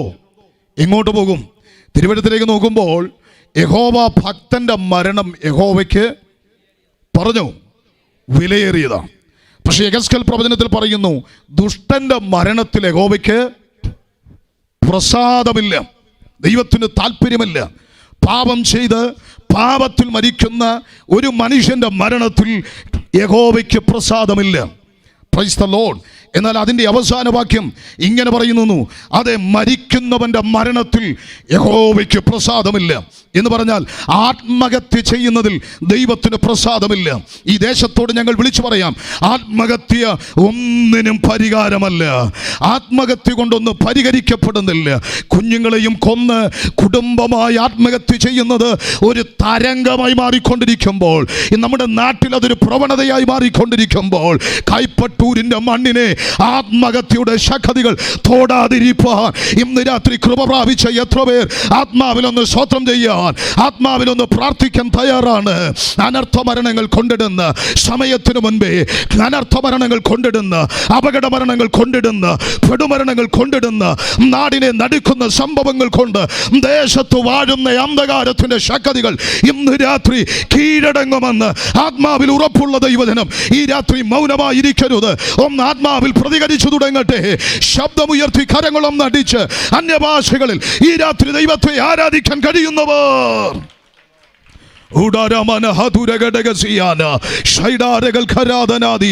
ഈ രാത്രിയിലെ യോഗത്തിന് ശക്തിയുണ്ട്. ഇവിടെ വ്യാപരിക്കുന്ന ദൈവാത്മാവിന്റെ ശക്തി ഈ രാത്രി ദേശത്ത് ചില അത്ഭുതങ്ങൾ ചെയ്യട്ടെ. അനർത്ഥങ്ങൾ തട്ടിമാറ്റട്ടെ, ദുരന്തങ്ങൾ തട്ടിമാറ്റട്ടെ, പെടുമരണങ്ങൾ മാറിപ്പോകട്ടെ. കുടുംബങ്ങൾക്കകത്ത് കയറി വരുന്ന ഇരുളിന്റെ ആധിപത്യങ്ങൾ ഇന്ന് രാത്രി വഴിമാറട്ടെ. ദേശം സ്വതന്ത്രമാകട്ടെ. ആത്മാക്കൾ വിടുവിക്കപ്പെടട്ടെ. പാപത്തിന്റെ ചങ്ങലകൾ പോട്ടട്ടെ. ആത്മാക്കളെ വിടാതെ വണ്ണം ദേശത്തിന്റെ മേൽ ആധിപത്യം പറയുന്ന ഇരുളിന്റെ ശക്തികൾ ഇന്ന് രാത്രി അടിയറ പറയട്ടെ.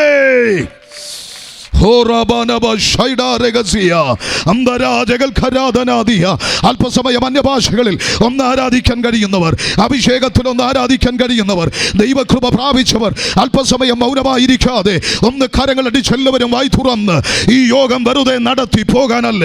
ഇത് ദേശത്തൊരു ദൈവപ്രവൃത്തിയായി മാറാൻ, ഇത് കുടുംബങ്ങളുടെ വിടുതലായി മാറാൻ, ഇത് യൗവനക്കാരുടെ വിടുതലായി മാറാൻ, ദേശത്ത് ചില കുടുംബങ്ങൾ ദൈവസഭയ്ക്ക് ആദായപ്പെടുവാൻ അവൻ ജനത്തെ വിട്ടയക്കാത്ത ഫറവോന്യ ശക്തികൾ ഇന്ന് രാത്രി കീഴടങ്ങാൻ ശക്തിയോടെ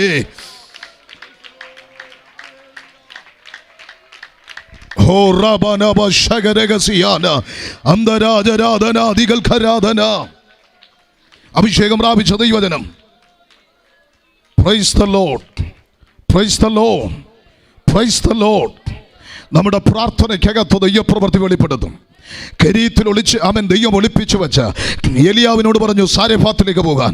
സാരെഫാത്തിലേക്ക് ചെന്നപ്പോൾ സാരെഫാത്തിലൊരു വിധവയുടെ വീട്ടിനകത്തേക്ക് അഭിഷക്തൻ കാൽ കുത്തുമ്പോൾ ആ വീട്ടിനകത്ത് വ്യാപരിച്ചു കൊണ്ടിരുന്ന ആത്മഹത്യയുടെ കെട്ടവിടെ അഴിഞ്ഞുകൊണ്ടിരുന്നെങ്കിൽ ഇന്ന് രാത്രിയിൽ ഈ യോഗം ഇവിടെ നടക്കുമ്പോൾ ഇതിനകത്ത് വ്യാപരിക്കപ്പെടുന്ന ദൈവശക്തിയാൽ ദേശത്തെ വ്യാപരിക്കുന്ന, കുടുംബങ്ങളെ വ്യാപരിക്കുന്ന അന്ധകാരത്തിന്റെ കെട്ടുകൾ ഇന്ന് രാത്രി അഴിയപ്പെടുമെന്ന് ആത്മാവിൽ ഉറപ്പുള്ളവർ.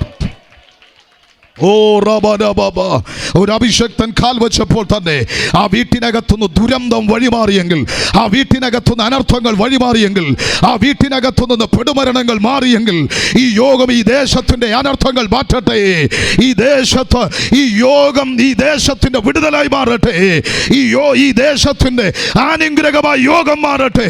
ആത്മാവിൽ കൊതിക്കുന്നവർ ഈ രാത്രി മൗനമായി ഇരിക്കരുത്. ആത്മാവിൽ ഒന്ന് പ്രതികരിക്കട്ടെ.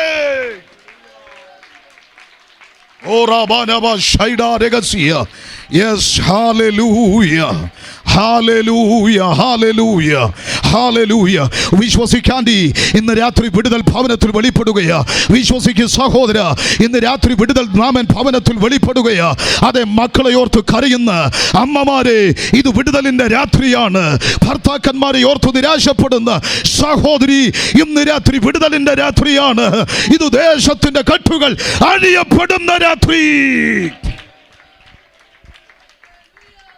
Hallelujah, hallelujah.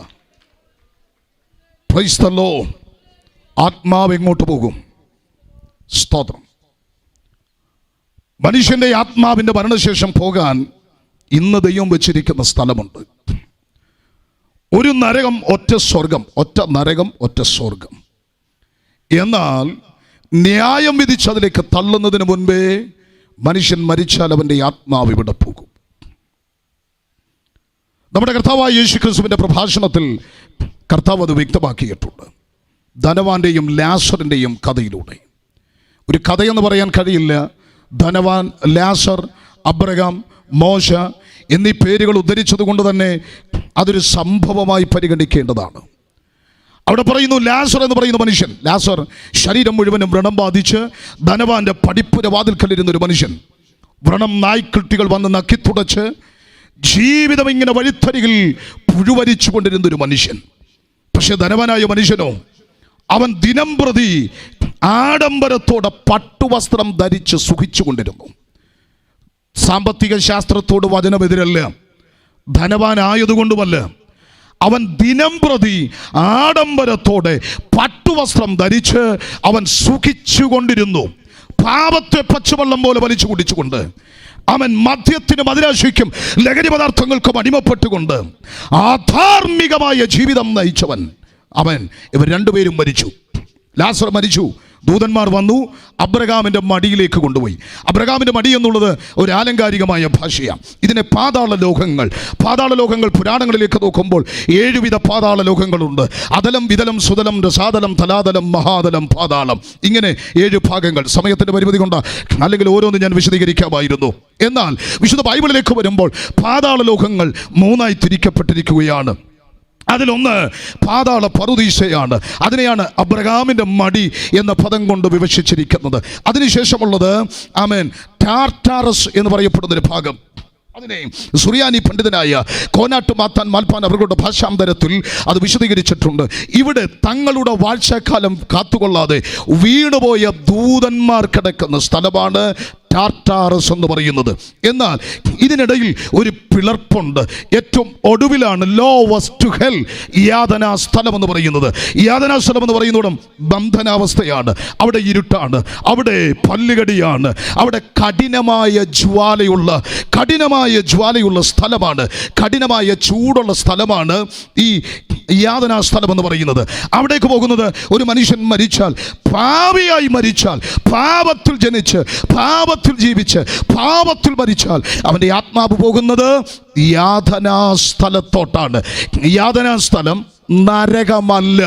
നരകമല്ല. യാതനാ സ്ഥലം ഇന്ന് ഒരു മനുഷ്യനെ അവനെ കുറ്റം തെളിയിക്കപ്പെട്ട് പോലീസ് അറസ്റ്റ് ചെയ്താൽ കോടതി ശിക്ഷ വിധിച്ച് അവനെ ജയിലിൽ അടയ്ക്കുന്നതിന് മുൻപ് റിമാൻഡിലാക്കുന്നത് പോലെ ഒരു പാപിയായ മനുഷ്യൻ മരിച്ചാൽ അവനെ ഇടുന്ന സ്ഥലം യാതനാ സ്ഥലമാണ്. എന്നാൽ യഹോവ ഭക്തന്റെ മരണം യഹോവയ്ക്ക് വിലയേറിയതാ. കാരണം ഒരു ദൈവവൈതൽ മരിച്ചാൽ അവൻ്റെ ആത്മാവ് പോകുന്നത് പറുദീസയിലേക്കാണ്.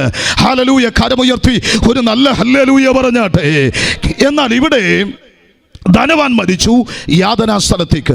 പാപത്തെ ആശ്ലേഷിച്ചുകൊണ്ട് അധാർമികത, ആസാൻമാർഗികതയെ പുൽകി പാപത്തിൻ്റെ വേച്ചിൽപ്പുറങ്ങൾ താണ്ടിയുള്ള യാത്രകൾ നയിച്ച് പാപത്തിൽ മരിച്ചവൻ അവൻ്റെ ആത്മാവ് പോയത് യാതനാ സ്ഥലത്ത് കിടന്നുകൊണ്ട് അവൻ മുകളിലോട്ട് നോക്കിയപ്പോൾ അബ്രഹാമിൻ്റെ മടി, അതായത് പറുദീസയിൽ ലാസർ വിശ്രമിക്കുന്നു. ശരീരം മുഴുവനും വ്രണം ബാധിച്ച് തൻ്റെ പടിപ്പുര വാതിൽക്കലിരുന്ന ഒരു സാധാരണ മനുഷ്യൻ. പക്ഷേ അവൻ മരിച്ചപ്പോൾ അവനങ്ങ് പറുദീസയിൽ, അവൻ സാധാരണക്കാരനായതുകൊണ്ടല്ല, അവൻ ലാസർ എന്ന പേര് കർത്താവ് ഉദ്ധരിച്ചിട്ടുണ്ടെങ്കിൽ അവൻ്റെ പേര് ജീവന്റെ പുസ്തകത്തിലുണ്ട്. ഹല്ലേലൂയ. അവൻ മരിച്ചപ്പോൾ നേരെ പറുദീസയിൽ ആ യാതനാ സ്ഥലത്ത് കിടന്നുകൊണ്ട് മുകളിലോട്ട് നോക്കിയിട്ട് ആമേൻ, ധനവാനായ മനുഷ്യൻ ഒരൊറ്റ വിളി, അബ്രഹാം പിതാവേ. അപ്പോൾ ഇവനെ അബ്രഹാമിനെ അറിയാം, വിളിക്കേണ്ടതും അറിയാം. ചിലർക്ക് ഇങ്ങനെ സുവിശേഷം അറിയാം, യേശുവിനെ അറിയാം, സകലതും അറിയാം. പക്ഷെ ഇന്നുവരെ നീ രക്ഷിക്കപ്പെട്ടിട്ടില്ലെങ്കിൽ അറിഞ്ഞതുകൊണ്ടായില്ല. ഈ രാത്രി ക്രിസ്തുവിനെ നിന്റെ ഹൃദയത്തിൽ ഏറ്റെടുക്ക. യേശുവിനെ അറിയാവുന്നവർ ഒത്തിരി പേരുണ്ട്. അറിയാവുന്നവരുടെ ലിസ്റ്റിലല്ല, നിന്റെ ഹൃദയത്തിൽ യേശുവിനെ ഏറ്റെടുക്കണം. ആമേൻ. അവിടെ കിടന്നുകൊണ്ട് ഒറ്റ വിളിയാ, അബ്രഹാം പിതാവേ. ആമേൻ. എന്നിട്ട് പറയുന്നു, ലാസറിൻ്റെ വിരൽത്തുമ്പ് വെള്ളത്തിലൊന്ന് മുക്കി എൻ്റെ നാവൊന്ന് നനയ്ക്കണം, ചുണ്ടൊന്ന് നനയ്ക്കണം. എന്നാ ഗതികെട്ട യാചനയാ. സ്വതന്ത്രം. ഇങ്ങനൊരു യാതനയെക്കുറിച്ച് ഞാൻ പല പുസ്തകങ്ങൾ വായിച്ചിട്ടുണ്ട്, കേട്ടിട്ടില്ല. ചുണ്ടൊന്ന് നനയ്ക്കാൻ കൊതിച്ച സ്ഥലം. ആമേൻ. അതിനു പോലും കരുണയില്ല അവിടെ. ആമേൻ. പണ്ട് നാട്ടിൽ അവിടെ ജീവിക്കുമ്പോൾ എങ്ങനെയായിരുന്നു? കൂട്ടുകാരുമായിട്ട് കേസ് കണക്കിന് എടുത്തുകൊണ്ട് വന്ന് വട്ടമിരുന്ന് പൊട്ടിച്ചടിച്ച് ആമൻ ആടിച്ച് പൊളിച്ച് രമിച്ച് പുളച്ച് സുഖിച്ച് തിമർത്ത് ജീവിച്ചവൻ ദേ യാതനാ സ്ഥലത്ത് കിടന്ന് ചുണ്ടൊന്ന് നനയ്ക്കാൻ കൊതിക്കുമ്പോൾ അതിനു പോലും കരുണ ലഭിക്കാത്ത ഒരു സ്ഥലമാണ് യാതനാ സ്ഥലം. അതുകൊണ്ടാണ് ഞാൻ പറഞ്ഞത്, ഈ ആയുസ് കൊണ്ട് തീരുമാനിക്കണം നിത്യത എവിടെ ചെലവഴിക്കണം. Price the Lord. അവിടെ കിടന്നുകൊണ്ട് ചുണ്ടൊന്ന് നനയ്ക്കാൻ കൊതിച്ചു. അബ്രഹാം പറഞ്ഞു, മോനെ ഇവിടുന്ന് അങ്ങോട്ടും അവിടുന്ന് ഇങ്ങോട്ടും വരാൻ പറ്റില്ല, നമുക്കിടയിൽ ഒരു പിളർപ്പ് ഉണ്ട്. ഒരു പിളർപ്പുള്ളത് എപ്പോഴും നല്ലതാണ്. നിങ്ങൾ സ്തോത്രം പറയുന്നില്ല. Praise the Lord, praise the Lord. ഉപദേശത്തിനകത്ത് വചനത്തിനകത്ത് ജീവിക്കണമെന്ന്. അപ്പോൾ ഈ ധനവാനായ മനുഷ്യൻ പറഞ്ഞെന്താണെന്നറിയാമോ? ധനവൻ പറഞ്ഞു, അങ്ങനെയാണെങ്കിൽ എനിക്ക് നാട്ടിൽ 5 സഹോദരന്മാരുണ്ട്. ഈ 5 സഹോദരന്മാരുടെ റോൾ മോഡൽ ഞാനായിരുന്നു മൂത്ത അച്ചാച്ചൻ. ഞാൻ ആ റോൾ മോഡൽ. ഈ പിള്ളേർ മൊത്തം എന്നെ നോക്കിയാൽ ജീവിച്ച്. ഇങ്ങോട്ട് വരാൻ സാധ്യതയുണ്ട്. ഇവിടെ ചൂടാണ്, ഇവിടെ രക്ഷയില്ലാത്ത കരുണ ലഭിക്കാത്ത സ്ഥലമാണ്. ഞാനിവിടെ കിടന്ന് നരകിക്കുക. അതുകൊണ്ട് എൻ്റെ ഈ 5 കുഞ്ഞുങ്ങൾ ഇങ്ങോട്ട് വരാതെ ദയവായിട്ട് ലാസറിനെ അങ്ങോട്ട് വിട്ട് കാര്യം പറയണം. സ്തോത്രം, സ്തോത്രം, സ്തോത്രം. അബ്രഹാം പറഞ്ഞ മറുപടി എന്താ? അതിനവിടെ മോശയും പ്രവാചകന്മാരും ഉണ്ട്. ആമേൻ. മോശയും പ്രവാചകന്മാരും ഒക്കെ ഓരോ കാലഘട്ടത്തിൽ ശുശ്രൂഷ തികച്ച് അക്കരെ നാട്ടിൽ പോയി. ഇപ്പം ഈ ദൗത്യം ഞങ്ങളെ ഏൽപ്പിച്ചിരിക്കുകയാ. ഈ ദേശത്തോടും ഈ സന്ദേശം വിളിച്ചു പറയാൻ ഈ സഭയും ദൈവം ഈ ദൗത്യം ഏൽപ്പിച്ചിരിക്കുകയാ. അതുകൊണ്ടാണ് ഈ മുറ്റം പോലും ഇങ്ങനെ ഈ ഭവനം പോലും ദൈവം തുറന്നത്.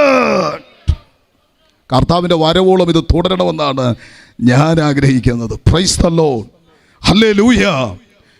അപ്പോൾ മോശയും പ്രവാചകന്മാരും ഒക്കെ പോയി. ഇനി ഈ ദൗത്യം ഞങ്ങളെയും ദൈവം ഏൽപ്പിച്ചിരിക്കുകയാണ്. ഹല്ലേലൂയ. ഇവരെങ്ങനെയാണെന്ന് അറിയാമോ?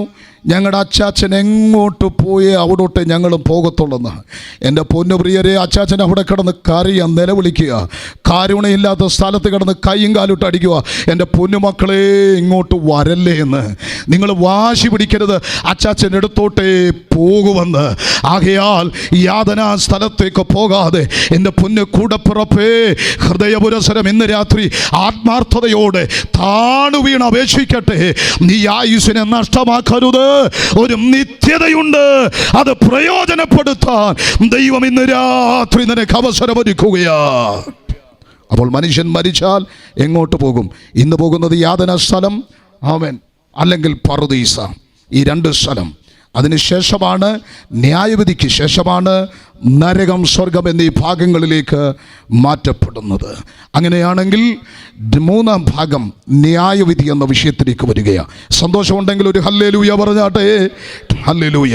ന്യായവിധിക്ക് മുൻപ് വരുമ്പോൾ 90-ാം സങ്കീർത്തനത്തിലെ 3-ാമത്തെ പദം ഉറക്കം. സ്വതം, ഉറക്കം. വിശുദ്ധ ബൈബിൾ മരണത്തെ പറയുന്ന ഉറക്കം, നിദ്ര. ഉറങ്ങുന്നവനെ എന്തോ ചെയ്യാം? ഉണർത്താം. ഉറക്കം നടിക്കുന്നവനെ അടുത്തിരിക്കുന്നവരെ ഒന്ന് പിച്ച് നോക്കണം. ഞാൻ ഇത്രയും തൊണ്ടകീരി പറഞ്ഞിട്ടും ഒരു സ്വത്രം പോലും പറയാതെ ഉള്ളിയുണ്ട്. Hallelujah, praise the Lord. അപ്പോൾ ഉറങ്ങുന്നവനെ, നമ്മുടെ പ്രിയപ്പെട്ടവരുടെ മരണത്തെ നിദ്രയെന്ന് തിരുവെടുത്ത് പറയുമ്പോൾ, ഇവിടെ കയറി വരുവീനെന്ന ഗംഭീര ശബ്ദം കേൾക്കുമ്പോൾ കല്ലറകളെ തുറന്ന് രൂപാന്തര ശരീരത്തോടെ അവരെഴുന്നേറ്റ് വരുന്നൊരു ഉയർപ്പിൻ്റെ ദിവസമുണ്ട്. പ്രത്യാശ എത്ര പേരുടെ അകത്തുണ്ട്? ഹല്ലേലൂയ. ഉറക്കം. 3-ാമത്തെ ഭാഗം ന്യായവിധി. അപ്പോൾ മനുഷ്യൻ, മരണം, 3 ന്യായവിധി. ന്യായവിധി എന്ന വിഷയത്തിലേക്ക് നമ്മൾ വരുമ്പോൾ 3 ന്യായവിധികളെക്കുറിച്ച് നമ്മൾ മനസ്സിലാക്കണം. 3 ന്യായവിധികൾ. 3 ന്യായവിധികൾ. ഞാൻ ഇതിൻ്റെ ഒന്നും വാക്യങ്ങൾ വായിക്കാനുള്ള സമയത്തിൻ്റെ പരിമിതി കൊണ്ടാണ് പറഞ്ഞു വിട്ടു പോയത്. ധാരാളം സമയം കർത്തൃദാസൻ എനിക്ക് തന്നു, എങ്കിലും ചില കാര്യങ്ങളൊക്കെ പറയേണ്ടത് കൊണ്ടാണ് വേഗത്തിൽ അങ്ങനെ പറഞ്ഞു പോയത്. ശ്രദ്ധിക്കൂ. ന്യായവിധി നമുക്ക് വായിക്കാം. വെളിപ്പാട് പുസ്തകം 20-ാം അധ്യായം അതിൻ്റെ 11 മുതൽ 15 വരെയുള്ള വാക്യങ്ങൾ ഒന്ന് വായിക്കാം. വെളിപ്പാട്. ഞാൻ വലിയൊരു വെള്ള സിംഹാസനവും അതിലൊരുത്തൻ ഇരിക്കുന്നതും കണ്ടു. അവന്റെ സന്നിധിയിൽ നിന്ന് ഭൂമിയും ആകാശവും ഓടിപ്പോയി, അവയെ പിന്നെ കണ്ടില്ല. മരിച്ചവർ ആബാലവൃദ്ധം സിംഹാസനത്തിന് മുമ്പിൽ നിൽക്കുന്നതും കണ്ടു. പുസ്തകങ്ങൾ തുറന്നു, ജീവന്റെ പുസ്തകം എന്ന മറ്റൊരു പുസ്തകവും തുറന്നു. പുസ്തകങ്ങളിൽ എഴുതിയിരുന്നതിന് ഒത്തവണ്ണം മരിച്ചവർക്ക് അവരുടെ പ്രവൃത്തികൾക്ക് അടുത്ത ന്യായവിധി ഉണ്ടായി. ഈ ന്യായവിധിയിലേക്ക് വരുമ്പോൾ 3 ന്യായവിധികൾ ഞാൻ നിങ്ങളെ പരിചയപ്പെടുത്തുന്നു. 3 ന്യായവിധികൾ. 1 ദൃഷ്ടാന്തമായിരിക്കുന്ന ന്യായവിധി, 2 വർത്തമാനകാലത്തിൻ്റെ ന്യായവിധി, 3 അന്ത്യന്യായവിധി. അപ്പോൾ 3 ന്യായവിധികൾ. 1 ദൃഷ്ടാന്തമായിരിക്കുന്ന ന്യായവിധി. വാക്യം കൊണ്ട് വായിക്കാം. 1 പത്രോസിൻ്റെ ലേഖനം 2-ാം അധ്യായം അതിൻ്റെ 5 മുതലുള്ള വാക്യങ്ങൾ. 1 പത്രോസിൻ്റെ ലേഖനം 2-ാം അധ്യായം 5 മുതലുള്ള വാക്യങ്ങൾ. നിങ്ങൾ ജീവനുള്ള കല്ലുകൾ എന്ന പോലെ. 2:5 മുതലാണോ? 1 പത്രോസ് 2:5. പുരാതന ലോകത്തെ, അതെ 4 ആണല്ലേ ബസ്സേ? വായിച്ചു 2 പത്രോസിൻ്റെയാണ്. 2 പത്രോസിൻ്റെ ലേഖനം 2-ാം അധ്യായം 5 മുതലുള്ള വാക്യങ്ങൾ. പുരാതന ലോകത്തെയും ആദരിക്കാതെ ഭക്തികെട്ടവരുടെ ലോകത്തിൽ ജലപ്രളയം വരുത്തിയപ്പോൾ നീതിപ്രസംഗിയായ നോഹയോടുകൂടെ 7 പേരോടുകൂടെ പാലിക്കുകയും സോദോം ഗോമറ എന്നീ പട്ടണങ്ങളെ ഭസ്മീകരിച്ച് ഉന്മൂലന നാശത്താൽ മേലാൽ ഭക്തികെട്ട് നടക്കുന്നവർക്ക് ദൃഷ്ടാന്തമാക്കി വെക്കുകയും ചെയ്തു. യൂദയുടെ ലേഖനത്തിലും 7-ാം വാക്യത്തിൽ കാണുന്നുണ്ട്, ദൃഷ്ടാന്തമാക്കി വെച്ചിരിക്കുന്നു. ഇതൊരു മുന്നറിയിപ്പാണ്, ഇതൊരു വ്യക്തമായ മുന്നറിയിപ്പാണ്. ദൃഷ്ടാന്തമാക്കി വച്ചിരിക്കുന്നു. 1 നോഹയുടെ കാലഘട്ടത്തിൽ, 2 ലോത്തിന്റെ കാലഘട്ടത്തിൽ. ലോത്തിന്റെ കാലഘട്ടത്തിൽ 4 പട്ടണങ്ങൾ, സോദോം ഗോമറ ആദ്മാ സൊബയും 4 പട്ടണങ്ങളെ അഗ്നിപ്രളയത്താൽ ദൈവം ന്യായം വിധിച്ചു. അതിൻ്റെ കാരണം സ്വർഗാനുരാഗികളെ കൊണ്ട് നിറയപ്പെട്ട പാപത്തിൻ്റെ ഏറ്റവും പാരമ്യം ഉയർന്നു നിന്നിരുന്ന ആ 4 പട്ടണങ്ങളെ, അതിക്രമം വർദ്ധിച്ച, വഷളത്വം വർദ്ധിച്ച ആ 4 പട്ടണങ്ങളെ അഗ്നിപ്രളയത്തിലൂടെ ദൈവം ന്യായം വിധിച്ചു. എന്നാൽ നോഹയുടെ കാലഘട്ടത്തിൽ ഇതുപോലെ പാപം പെരുകിയപ്പോൾ, ആ പാപം ഭൂമിയിൽ മനുഷ്യൻ്റെ വഷളത്വം വർദ്ധിച്ചു. തങ്ങൾക്ക് ബോധിച്ചവരെ ഭാര്യമാരായി തിരഞ്ഞെടുക്കുന്നു. അവർ വിവാഹം കഴിച്ചും വിവാഹത്തിന് കൊടുത്തും പോന്നിരുന്നു. വിവാഹം കഴിക്കുന്നു, ഡൈവോഴ്സ് നടക്കുന്നു. അങ്ങനെ മദ്യത്തിന് ഒക്കെ അടിമപ്പെട്ടുകൊണ്ട് കാലം മുന്നോട്ട് പോയ നോഹയുടെ കാലഘട്ടം ആഗോള വ്യാപകമായി ദൈവം ജലപ്രളയത്തിലൂടെ ന്യായം വിധിച്ചു. എൻ്റെ പ്രിയപ്പെട്ട ശ്രോതാക്കളെ, ജലപ്രളയത്തിലൂടെ ആഗോള വ്യാപകമായി ലോകത്തെ ന്യായം വിധിച്ച ദൈവം അഗ്നിപ്രളയത്തിലൂടെ 4 പട്ടണങ്ങളെ ന്യായം വിധിച്ച ദൈവം. അതുകൊണ്ട് ഒരു മുന്നറിയിപ്പാണ് ഇത്, ദൃഷ്ടാന്തമാക്കി വച്ചിരിക്കുകയാ. പാപം പെരുകിയാൽ, അതിക്രമങ്ങൾ വർദ്ധിച്ചാൽ കൈപ്പട്ടൂരിനോട് വിളിച്ചു പറയുന്നു, മുഖപക്ഷമില്ലാത്ത ഒരു ദൈവം ഇന്നും ജീവിക്കുന്നു. Price the Lord, praise the Lord.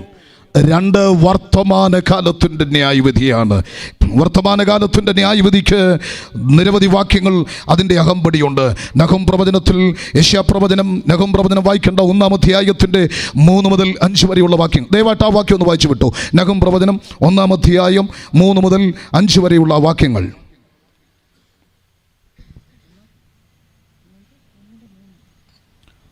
Nahum 1-ാം അധ്യായം 3 മുതൽ 5 വരെയുള്ള വാക്യം. യഹോവ ദീർഘക്ഷമയും മഹാശക്തിയുമുള്ളവൻ, അവൻ ഒരിക്കലും ശിക്ഷിക്കാതെ വിടുകയില്ല. യഹോവയുടെ വഴി ചുഴലിക്കാറ്റിലും കൊടുങ്കാറ്റിലുമുണ്ട്. മേഘം അവന്റെ കാൽക്കീഴിലെ പൊടിയാകുന്നു. അവൻ സമുദ്രത്തെ ഭർഷിച്ചു വറ്റിക്കുകയും സകല നദികളെ വരട്ടിക്കളയുകയും ചെയ്യുന്നു. മതി, ആമേൻ. വീണ്ടും അങ്ങോട്ട് യെശയ്യാ പ്രവചനം 29:6 വാക്യങ്ങളൊക്കെ പരിശോധിക്കുമ്പോൾ ചുഴലിക്കാറ്റുകളും ഭൂകമ്പങ്ങളും എന്ന് വേണ്ടുന്ന പ്രകൃതി ശക്തികൾ കൊണ്ട് ദൈവം ന്യായം വിധിക്കുന്ന ന്യായവിധിയുടെ നിരവധി ഏടുകൾ തിരുവഴുത്തിൽ രേഖപ്പെടുത്തിയിട്ടുണ്ട്. എൻ്റെ പ്രിയരെ, ധാരാളം സംഭവങ്ങൾ ഇന്ത്യ അടക്കമുള്ള രാജ്യങ്ങളടക്കം നിരവധി രാജ്യങ്ങൾ നടന്ന് ചുഴലിക്കാറ്റുകൾ, നിരവധി ഭൂകമ്പങ്ങൾ, സംഭവങ്ങൾ ഒക്കെ ചേർത്ത് വെച്ച് പഠിക്കുമ്പോൾ അതിൻ്റെയൊക്കെ പിന്നിൽ ദൈവത്തിൻ്റെ കരം കാണാൻ സാധിക്കും. ഈ ലൈവ് ഉണ്ട്, വിസ്താര ഭയമുണ്ട്, ഏറെ വിശദീകരിക്കുന്നില്ല ഞാൻ. എങ്കിലും അവൻ ജോൺ പി തോമസ് എന്ന അനുഗ്രഹീതനായ പ്രഭാഷകൻ പറഞ്ഞൊരു പരാമർശത്തെ ഒന്ന് ഉദ്ധരിക്കട്ടെ. അമേരിക്കയിൽ 2005 ഓഗസ്റ്റ് മാസം 30 അമേരിക്കയുടെ ന്യൂ ഓർലിയൻസ് എന്ന് പറയപ്പെടുന്ന പട്ടണം, അതിൻ്റെ മധ്യത്തിലൂടെ മിസിസിപ്പി എന്ന നദി ഒഴുകുന്നു. ആ പട്ടണത്തിൽ 30 ഒരു ആഘോഷരാവ് അവിടുത്തെ മേയർ തയ്യാറാക്കി. ആ ആഘോഷരാവ് സുവർഗാനുരാഗികളുടെ ഒരാഘോഷരാവാണ്. ആ പ്രഭാതത്തിൽ നേരം വെളുത്തു, നാടും നഗരമൊക്കെ ഒരുങ്ങി. അന്ന് രാത്രിയിലെ ആ ആഘോഷരാവിന് ചുവടുവെക്കാൻ ജനങ്ങളൊക്കെ ഒരുങ്ങാൻ തുടങ്ങി. എന്നാൽ പ്രിയപ്പെട്ടവരെ, ആ ആഘോഷരാവ് ഒരുങ്ങുന്നതിന് നടക്കുന്നതിന് മണിക്കൂറുകൾക്ക് മുൻപേ കത്രീന എന്നൊരു ചുഴലിക്കാറ്റുകൊണ്ട് ദൈവം ആ പട്ടണത്തെ കാശക്കിയെറിഞ്ഞു. അതുകൊണ്ട് ഈ രാത്രി വിളിച്ചു പറയാം, അമേരിക്കയെന്നോ ചൈനയെന്നോ ഇന്ത്യയെന്നോ ഒന്നും ദൈവത്തിന് വിഷയമല്ല. പാപം പെരുകുമ്പോൾ, അതിക്രമം വർദ്ധിക്കുമ്പോൾ ആമേൻ ആമേൻ പ്രതികരിക്കുന്ന ഒരു ദൈവമുണ്ട്, ന്യായം വിധിക്കുന്ന ഒരു ദൈവമുണ്ട്. അതുകൊണ്ട് പട്ടണങ്ങളോട്, രാജ്യങ്ങളോട്, ദേശങ്ങളോട് ഞങ്ങൾക്ക് വിളിച്ചു പറയാനുള്ള ആത്യന്തിക ദൂത്, മാനസാന്തരപ്പെട്ട് സുവിശേഷത്തിൽ വിശ്വസിക്കുക.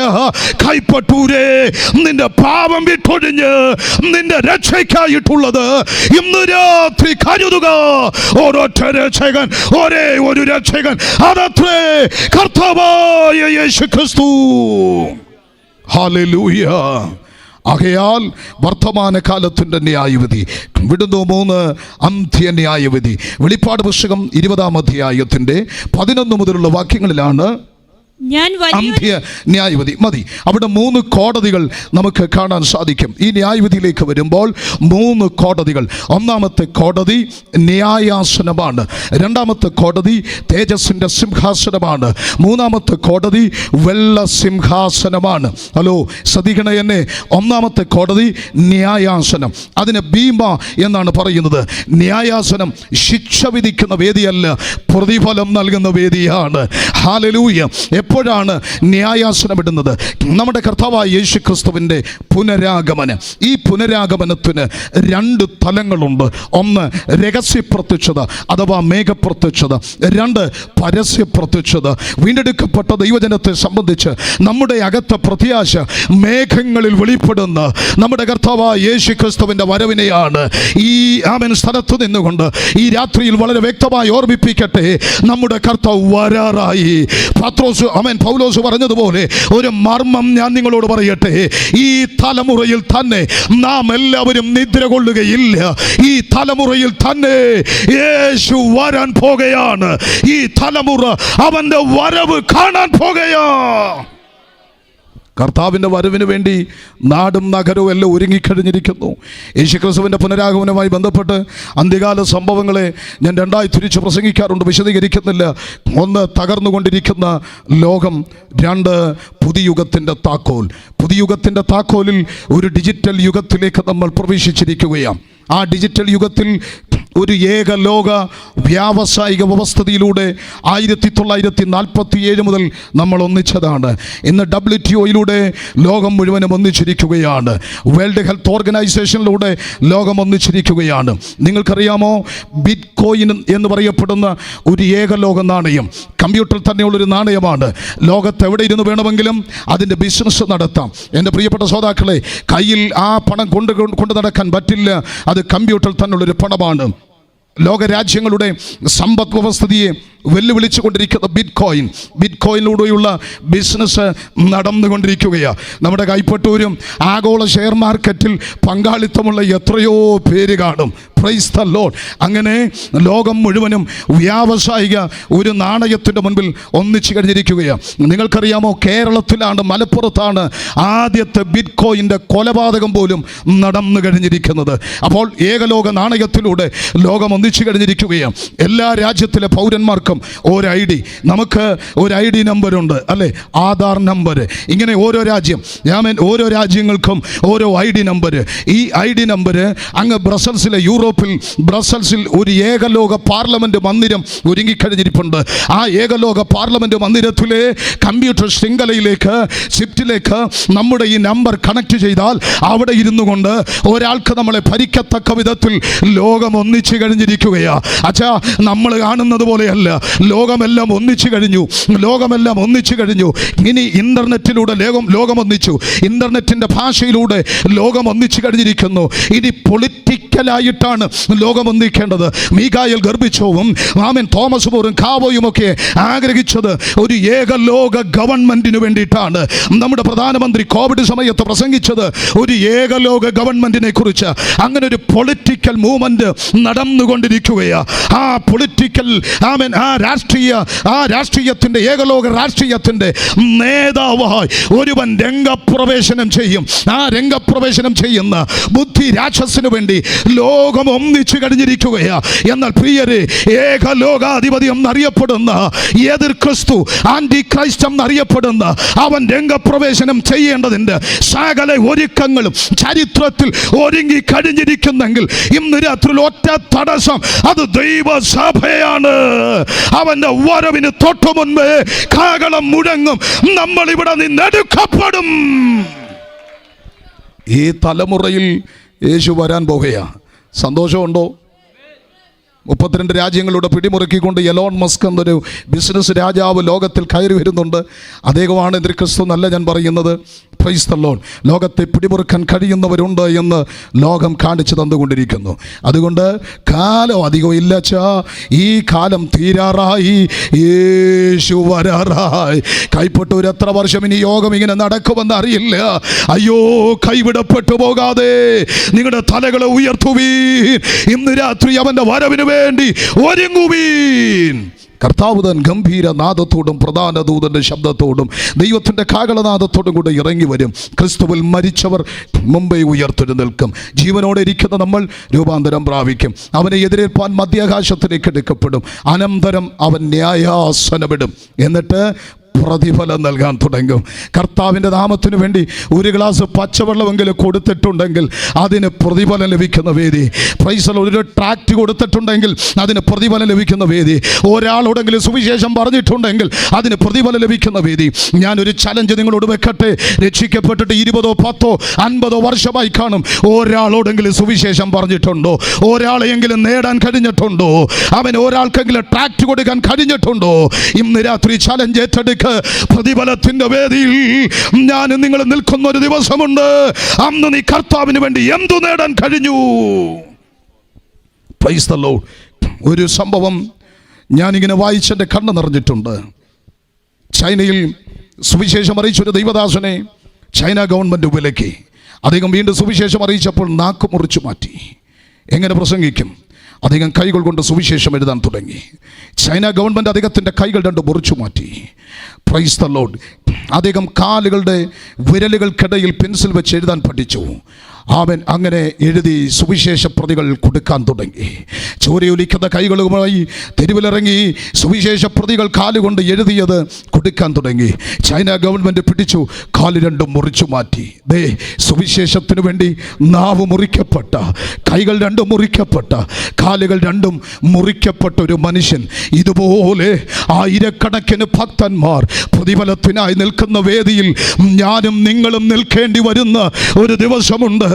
എന്ത് നീ കർത്താവിന് വേണ്ടി ചെയ്തു, എന്ത് നീ ദൈവരാജ്യത്തിന് വേണ്ടി ചെയ്തു, അതിന് പ്രതിഫലം ലഭിക്കുന്ന ഒരു വേദി, ന്യായാസനം. നാം ഇവിടെ നിന്ന് മാറ്റപ്പെടുമ്പോൾ ലോകത്തെ ഭരിക്കാൻ അഖില ലോക നേതാവ് കയറി വരും. ഇവിടെ 7 സംവത്സരം അവൻ ഈ ലോകത്തെ ഭരിക്കും. അങ്ങനെ ഒടുവിൽ കർത്താവ് തൻ്റെ ദൂതന്മാരും വിശുദ്ധന്മാരുമായി ഇറങ്ങി വരും.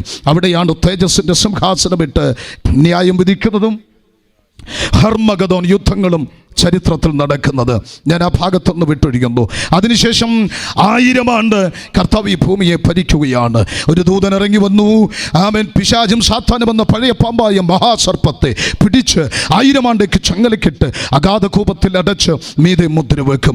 അനന്തരം ഇവിടെ സഹസ്രാബ്ദ വാഴ്ചയാണ്.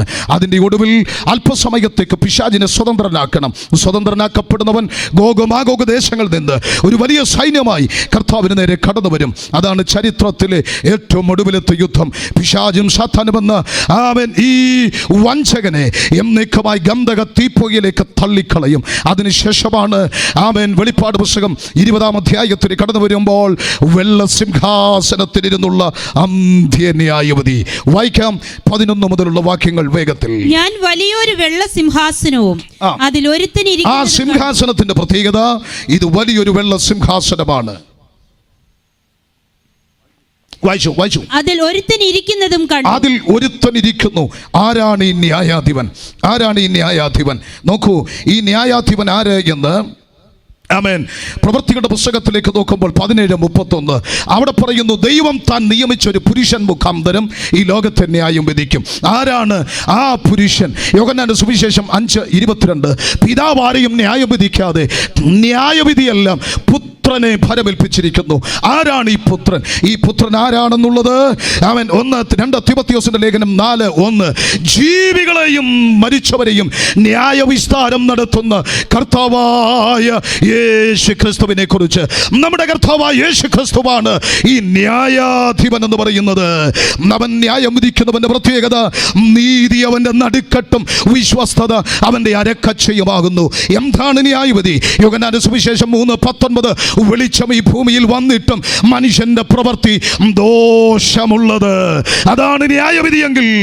ന്യായം വിധിക്കുമ്പോൾ മരിച്ചവർ ആബാലവൃദ്ധം, വായിച്ചു വാണ്ടി, മരിച്ചവർ അവന്റെ സന്നിധിയിൽ നിന്ന് ഭൂമി ആകാശം ഓടിപ്പോയി, അവയെ പിന്നെ കണ്ടില്ല. മരിച്ചവർ ആബാലവൃദ്ധം സിംഹാസനത്തിന് മുമ്പിൽ നിൽക്കുന്നത് കണ്ടു. പുസ്തകങ്ങൾ തുറന്നു. ജീവന്റെ പുസ്തകം എന്ന മറ്റൊരു പുസ്തകവും തുറന്നു. പുസ്തകങ്ങളിൽ എഴുതിയിരുന്നതിന് ഒത്തവണ്ണം മരിച്ചവർക്ക് അവരുടെ പ്രവർത്തികൾക്കടുത്ത ന്യായവിധിയും ഉണ്ടായി. സമുദ്രം തങ്ങളിലുള്ള മരിച്ചവരെ ഏൽപ്പിച്ചു കൊടുത്തു. മരണവും പാതാളവും തങ്ങളിലുള്ളവരെ മരിച്ചവരെ ഏൽപ്പിച്ചു കൊടുത്തു. അപ്പൊ സകല മനുഷ്യരും അവന്റെ ന്യായാസനത്തിന് മുൻപാകെ.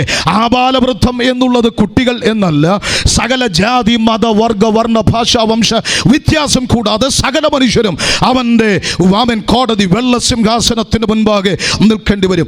ആരെയൊക്കെയാണ് ന്യായം വിധിക്കുന്നത്? വെളിപ്പാട് 21:8 വായിച്ചാട്ടെ. വെളിപ്പാട് 21:8 എന്നാൽ ഭീരുക്കൾ, അവിശ്വാസികൾ, അറയ്ക്കപ്പെട്ടവർ, കൊലപാതകന്മാർ, ദുർനടപ്പുകാർ, ക്ഷുദ്രക്കാർ, ബിംബാരാധികൾ എന്നിവർക്കും ഭോഷ്ക് പറയുന്നവർക്കും ഏവർക്കുമുള്ള ഓഹരി തീയും ഗന്ധവും. വീണ്ടും വായിക്കാം 1 കൊരിന്ത്യർ ലേഖനം 6-ാം അധ്യായം 9-10 വാക്യങ്ങൾ. 1 കൊരിന്ത്യർ ലേഖനം 6:9-10 വാക്യങ്ങൾ. അന്യായം ചെയ്യുന്നവൻ ദൈവരാജ്യം അവകാശമാക്കുകയില്ല എന്നറിയുന്നില്ലയോ? നിങ്ങളെ തന്നെ വഞ്ചിക്കാതിരിപ്പീൻ. ദുർനടപ്പുകാർ, വിഗ്രഹാരാധികൾ, വ്യഭിചാരികൾ, സ്വയംഭോഗികൾ, പുരുഷകാമികൾ, കള്ളന്മാർ, അത്യാഗ്രഹികൾ, മദ്യപന്മാർ, വാവിഷ്ണക്കാർ, പിടിച്ചുപറിക്കാർ എന്നിവർ ദൈവരാജ്യം എന്നിവർ. ഇതെന്റെ അഭിപ്രായമല്ല, ഇത് വിശുദ്ധ തിരുവെഴുത്ത് രേഖപ്പെടുത്തിയിരിക്കുന്നത്. ഇവരാരും ദൈവരാജ്യം അവകാശമാക്കുകയില്ല. ന്യായവിധിക്കൊരു പ്രകാരമുണ്ട്. ഏതൊക്കെയാണ് പ്രകാരം? 1 മനസാക്ഷിയിൽ. റോമാലേഖനം 2:15 വായിച്ചേ. റോമാലേഖനം 2:15. റോമാലേഖനം 2:15.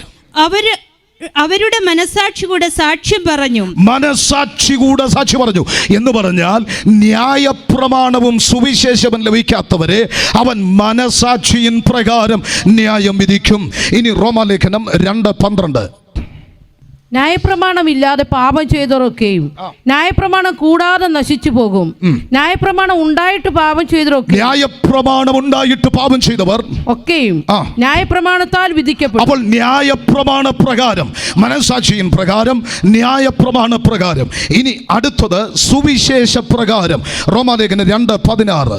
റോമാലേഖനം 2:16. ദൈവം യേശുക്രിസ്തു മുഖാന്തരം മനുഷ്യരുടെ രഹസ്യങ്ങളെ എന്റെ സുവിശേഷ പ്രകാരം ന്യായം വിധിക്കും. എന്താ സുവിശേഷം? സുവിശേഷം ഒരു വ്യക്തിയാണ്. ആരാണ് വ്യക്തി? നമ്മുടെ കർത്താവായ യേശു ക്രിസ്തുവാണ്. അവൻ വചനമായി തീർന്നതാണ്. ദൈവത്തിൻ്റെ വചനമെങ്കിൽ ഈ വചനമെന്ന് പറയുന്നു, ഈ വചനം പറയുന്നു രക്ഷിക്കപ്പെടണം. എന്താ രക്ഷ? ശിക്ഷയിൽ നിന്നുള്ള വിടുതലാണ് രക്ഷയെന്ന് പറയുന്നത്. ആമൻ. എന്തിനാണ് രക്ഷിക്കപ്പെടുന്നത്? ആമൻ. ശിക്ഷയിൽ നിന്നുള്ള വിടുതൽ ആരിൽ വിശ്വസിക്കണം? യേശു ക്രിസ്തുവിൽ വിശ്വസിക്കണം. ഒരിക്കൽ 2 ഉപദേശിമാരോട് ആമൻ ഒരു ജയിലർ ചോദിച്ചു, യജമാനന്മാരെ, ഞങ്ങൾ രക്ഷ പ്രാപിപ്പാൻ എന്ത് ചെയ്യണം? ഉടനെ ആമൻ സുവിശേഷകരുടെ മറുപടി, കർത്താവായ യേശു ക്രിസ്തുവിൽ വിശ്വസിക്കുക, എന്നാൽ നീയും നിന്റെ കുടുംബവും രക്ഷ പ്രാപിക്കും. അപ്പോൾ യേശു ക്രിസ്തുവിൽ വിശ്വസിക്കുന്നവർക്ക് രക്ഷ. എങ്ങനെയാണ് ക്രിസ്തുവിൽ വിശ്വസിക്കുന്നത്? കർത്താവിനെ വായ്കൊണ്ട് ഏറ്റുപറയുകയും ദൈവം അവനെ മരിച്ചവരുടെ ഇടയിൽ നിന്ന് ഉയർപ്പിച്ചു എന്ന് ഹൃദയം കൊണ്ട് വിശ്വസിക്കുകയും ചെയ്യുന്നവൻ രക്ഷ പ്രാപിക്കുന്നു. അപ്പോൾ രക്ഷിക്കപ്പെടണം.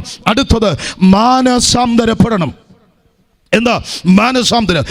ദൈവോന്മുഖമായി മനസ്സിന് ആന്തരികമായ മാറ്റം, അതാ മാനസാന്തരം. ഈ മാനസാന്തരം പുകവലി നിർത്തിയിട്ട് മദ്യപാനം തുടരുന്നതല്ല മാനസാന്തരം. പിന്നെ മുറുക്ക് നിർത്തിയിട്ട് പുകവലി തുടരുന്നതല്ല, ഏതെങ്കിലും ഒന്ന് നിർത്തിയിട്ട് ഒന്ന് തുടരുന്നതല്ല മാനസാന്തരം. പൂർണ്ണമായി ഈ പാപപ്രവൃത്തിയോട് വിട പറഞ്ഞ് ദൈവോന്മുഖമായി മനസ്സിന് ആന്തരികമായിട്ടുണ്ടാകുന്ന മാറ്റം, അതാണ് മാനസാന്തരം. മാനസാന്തരത്തിൽ പ്രകടമാകുന്ന 7 കാര്യങ്ങളുണ്ട്. ഒന്ന് പാപബോധം, അനുതാപം, ഏറ്റുപറച്ചിൽ, നിരപ്പ് പ്രാപിക്കൽ, തിരിച്ചു കൊടുക്കൽ, കഴുകൽ, ശുദ്ധീകരണം. ഇത് ഇത്രയും ഉണ്ടെങ്കിലേ മാനസാന്തരമുള്ളൂ. Price the Lord. മാനസാന്തരപ്പെട്ട് അടുത്തത് സ്നാനപ്പെടണം. എന്തോ ചെയ്യണം? സ്നാനപ്പെടണം. മത്തായി സുവിശേഷം 2:16 മാതൃക കാണാം. മത്തായി സുവിശേഷം 2:16 വേഗത്തിൽ. വിദ്വാൻമാർ തന്നെ കളിയാക്കിയെന്ന് 2:16 ആണോ വായിക്കുന്നത്? മത്തായി വായിച്ചു. വിദ്വാൻമാർ തന്നെ കളിയാക്കിയെന്ന് ഹെരോദാവ് കണ്ടു വളരെ കോപിച്ചു. വിദ്വാൻമാരോട് ചോദിച്ചറിഞ്ഞ കാലത്തിനൊത്തവണ്ണം 2 വയസ്സും യേശു സ്നാനമേറ്റ ഉടനെ യേശു സ്നാനമേറ്റ ഉടനെ വെള്ളത്തിൽ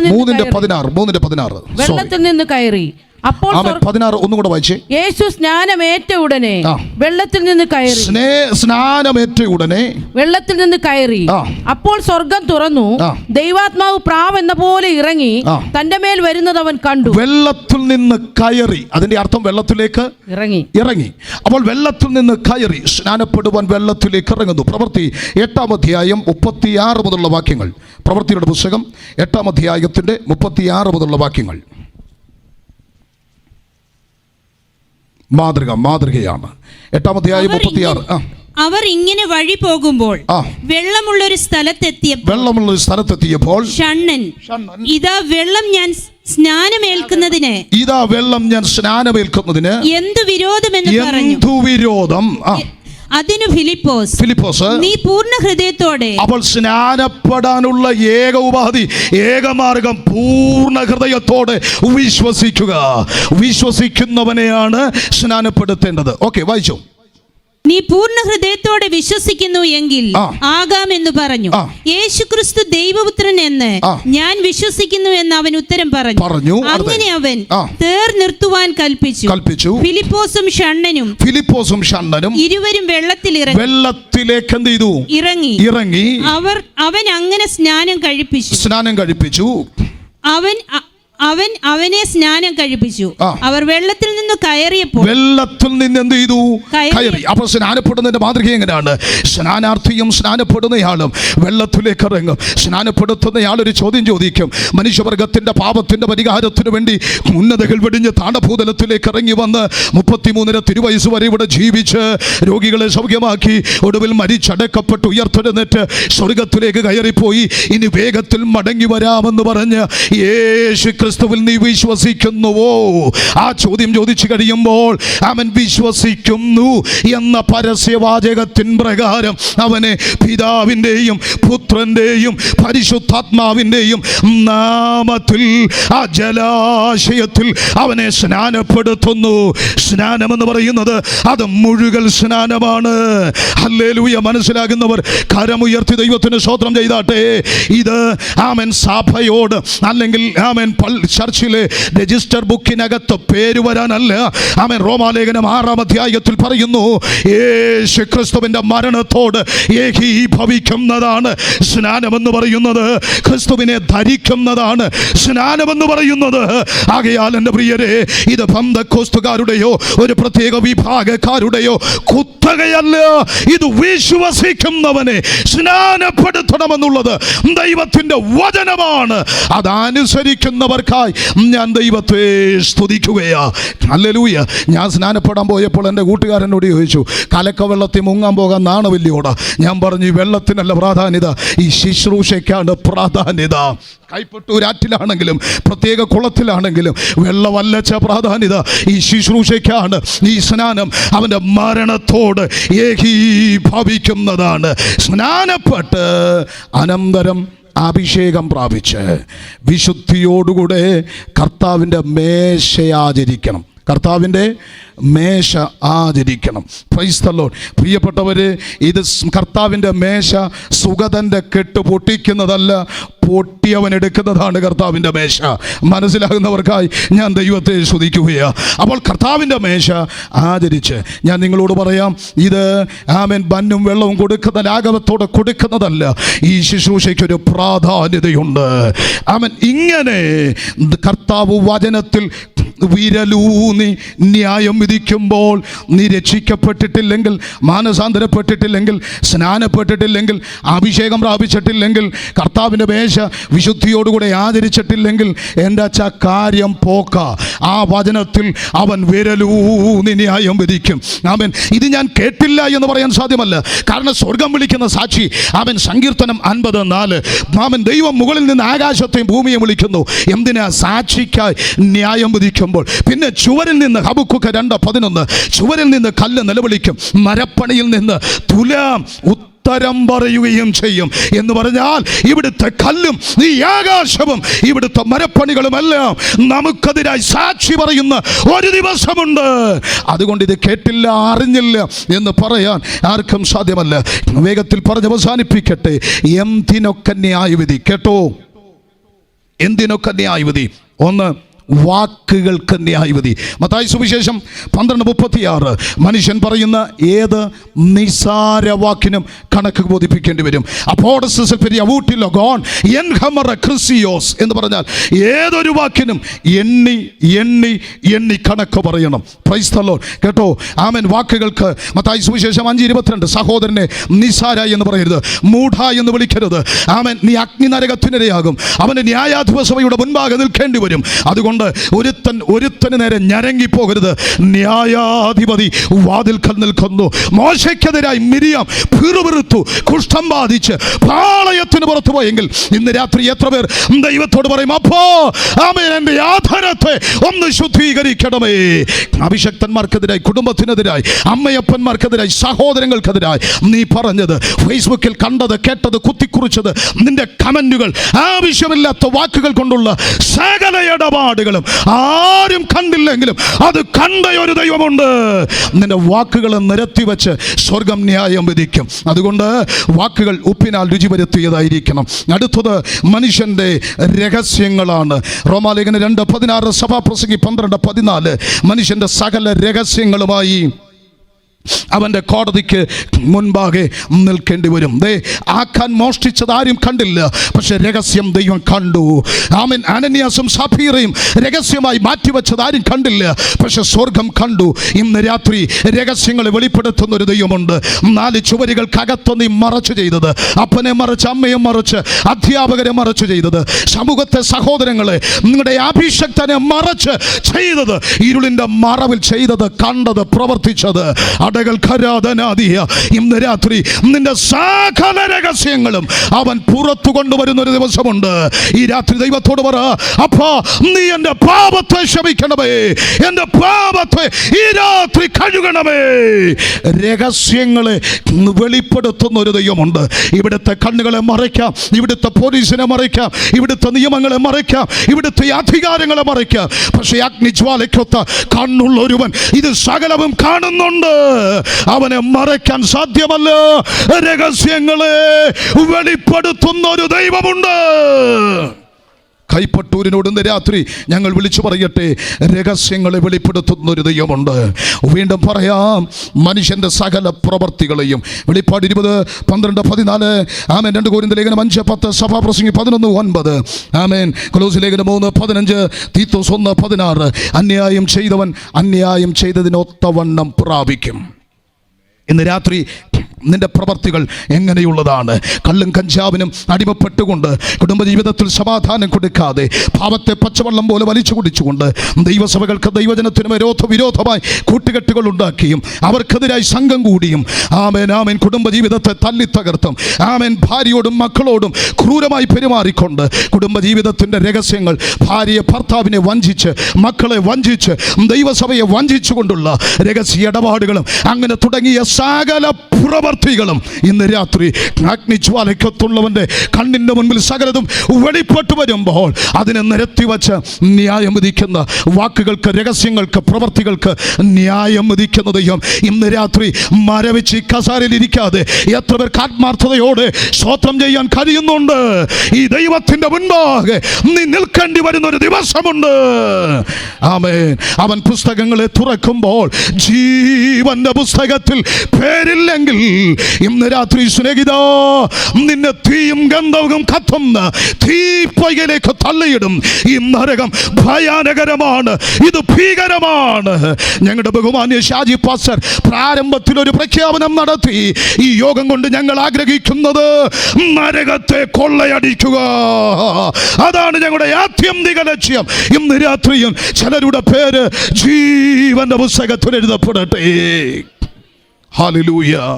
പേരില്ലെങ്കിൽ 28 കോടി നരകമാണ് പുരാണങ്ങൾ പറയുന്നത്. 21 കോടി വലിയ നരകവും 7 കോടി ചെറിയ നരകവും. രൗരവം, മഹാരൗരവം, വജ്രകണ്ഠം, കുന്തിഭാഗം എന്നിങ്ങനെ അങ്ങോട്ട് തുടങ്ങി വിശദീകരിപ്പാൻ എൻ്റെ കയ്യിലുണ്ട്. സമയം തീർന്നതുകൊണ്ട് ഞാൻ വിശദീകരിക്കുന്നില്ല. എന്നാൽ ബൈബിൾ പറയുന്നു, ഒരൊറ്റ നരകം. ജീവപുസ്തകം തുറക്കും, പേരില്ലെങ്കിൽ പുസ്തകത്തിൽ പേര് വരുന്നത് വീണ്ടും ജനിച്ചവൻ്റെ പേരാണ്. ഇവിടെ ജനിച്ചവരുടെ പേര് ഇവിടുത്തെ ജനന രജിസ്റ്ററുകളിൽ ഉള്ളതുപോലെ വീണ്ടും ജനിച്ചവൻ്റെ പേര് എഴുതപ്പെടുന്ന പുസ്തകമാണ് ജീവൻ്റെ പുസ്തകം. അത് തുറക്കപ്പെടുമ്പോൾ പേരില്ലെങ്കിൽ ഗന്ധക തീപ്പൊയ്കയിൽ കടാത്ത തീയും ചാകാത്ത പുഴുവുമാണ്.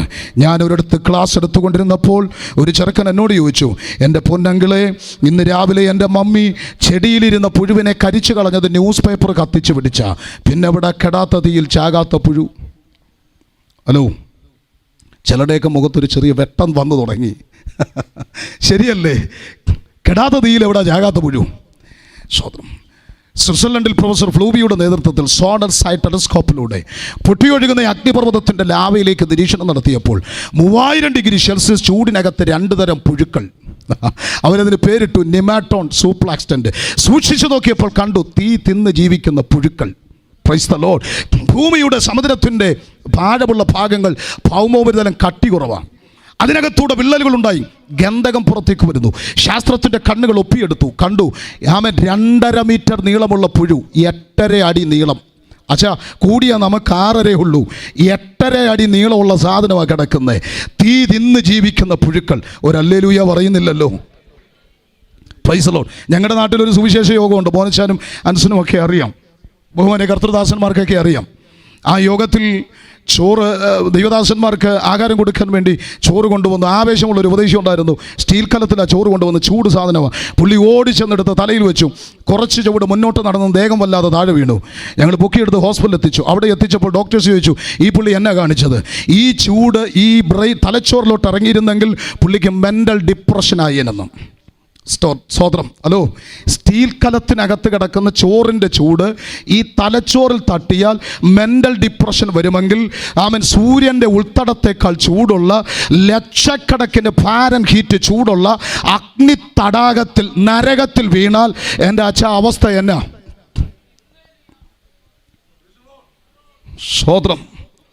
സ്വതന്ത്രം. ഡിപ്രഷനൊന്നും പറയാൻ പറ്റത്തില്ല ഭാസേ, അതിനൊക്കെ മീതയാ. ഈ നരകത്തിൽ തീരത്തില്ല, നിന്ന് കത്തും. അതുകൊണ്ട് ആ തീ കൊണ്ട് ഉപ്പിടപ്പെടും. മർക്കോസിന്റെ സുവിശേഷം 9:48-49, വെളിപ്പാട് 14:10, യെശയ്യാപ്രവചനം 66:24. കെടാത്ത തീ, ചാകാത്ത പുഴു, അവിടെ തീ കൊണ്ട് ഉപ്പിടപ്പെടും. നീ കത്തി തീരത്തില്ല, നിന്ന് കത്തും. നിന്ന് കത്തുന്ന ശരീരത്തിൻ്റെ കണ്ണും മൂക്കുമൊക്കെ അരിച്ചു തിന്നാൻ പുഴുക്കൾ ഇങ്ങനെ കയറിക്കൊണ്ടിരിക്കും. ലക്ഷക്കണക്കിന് പുഴുക്കൾ കൊണ്ട് നിറയപ്പെട്ട അഗ്നി നരകം. Price the Lord. ഈ നരകത്തെ കൊള്ളയടിക്കാനാ ഈ മീറ്റിംഗ് ഇവിടെ നടത്തപ്പെട്ടത്.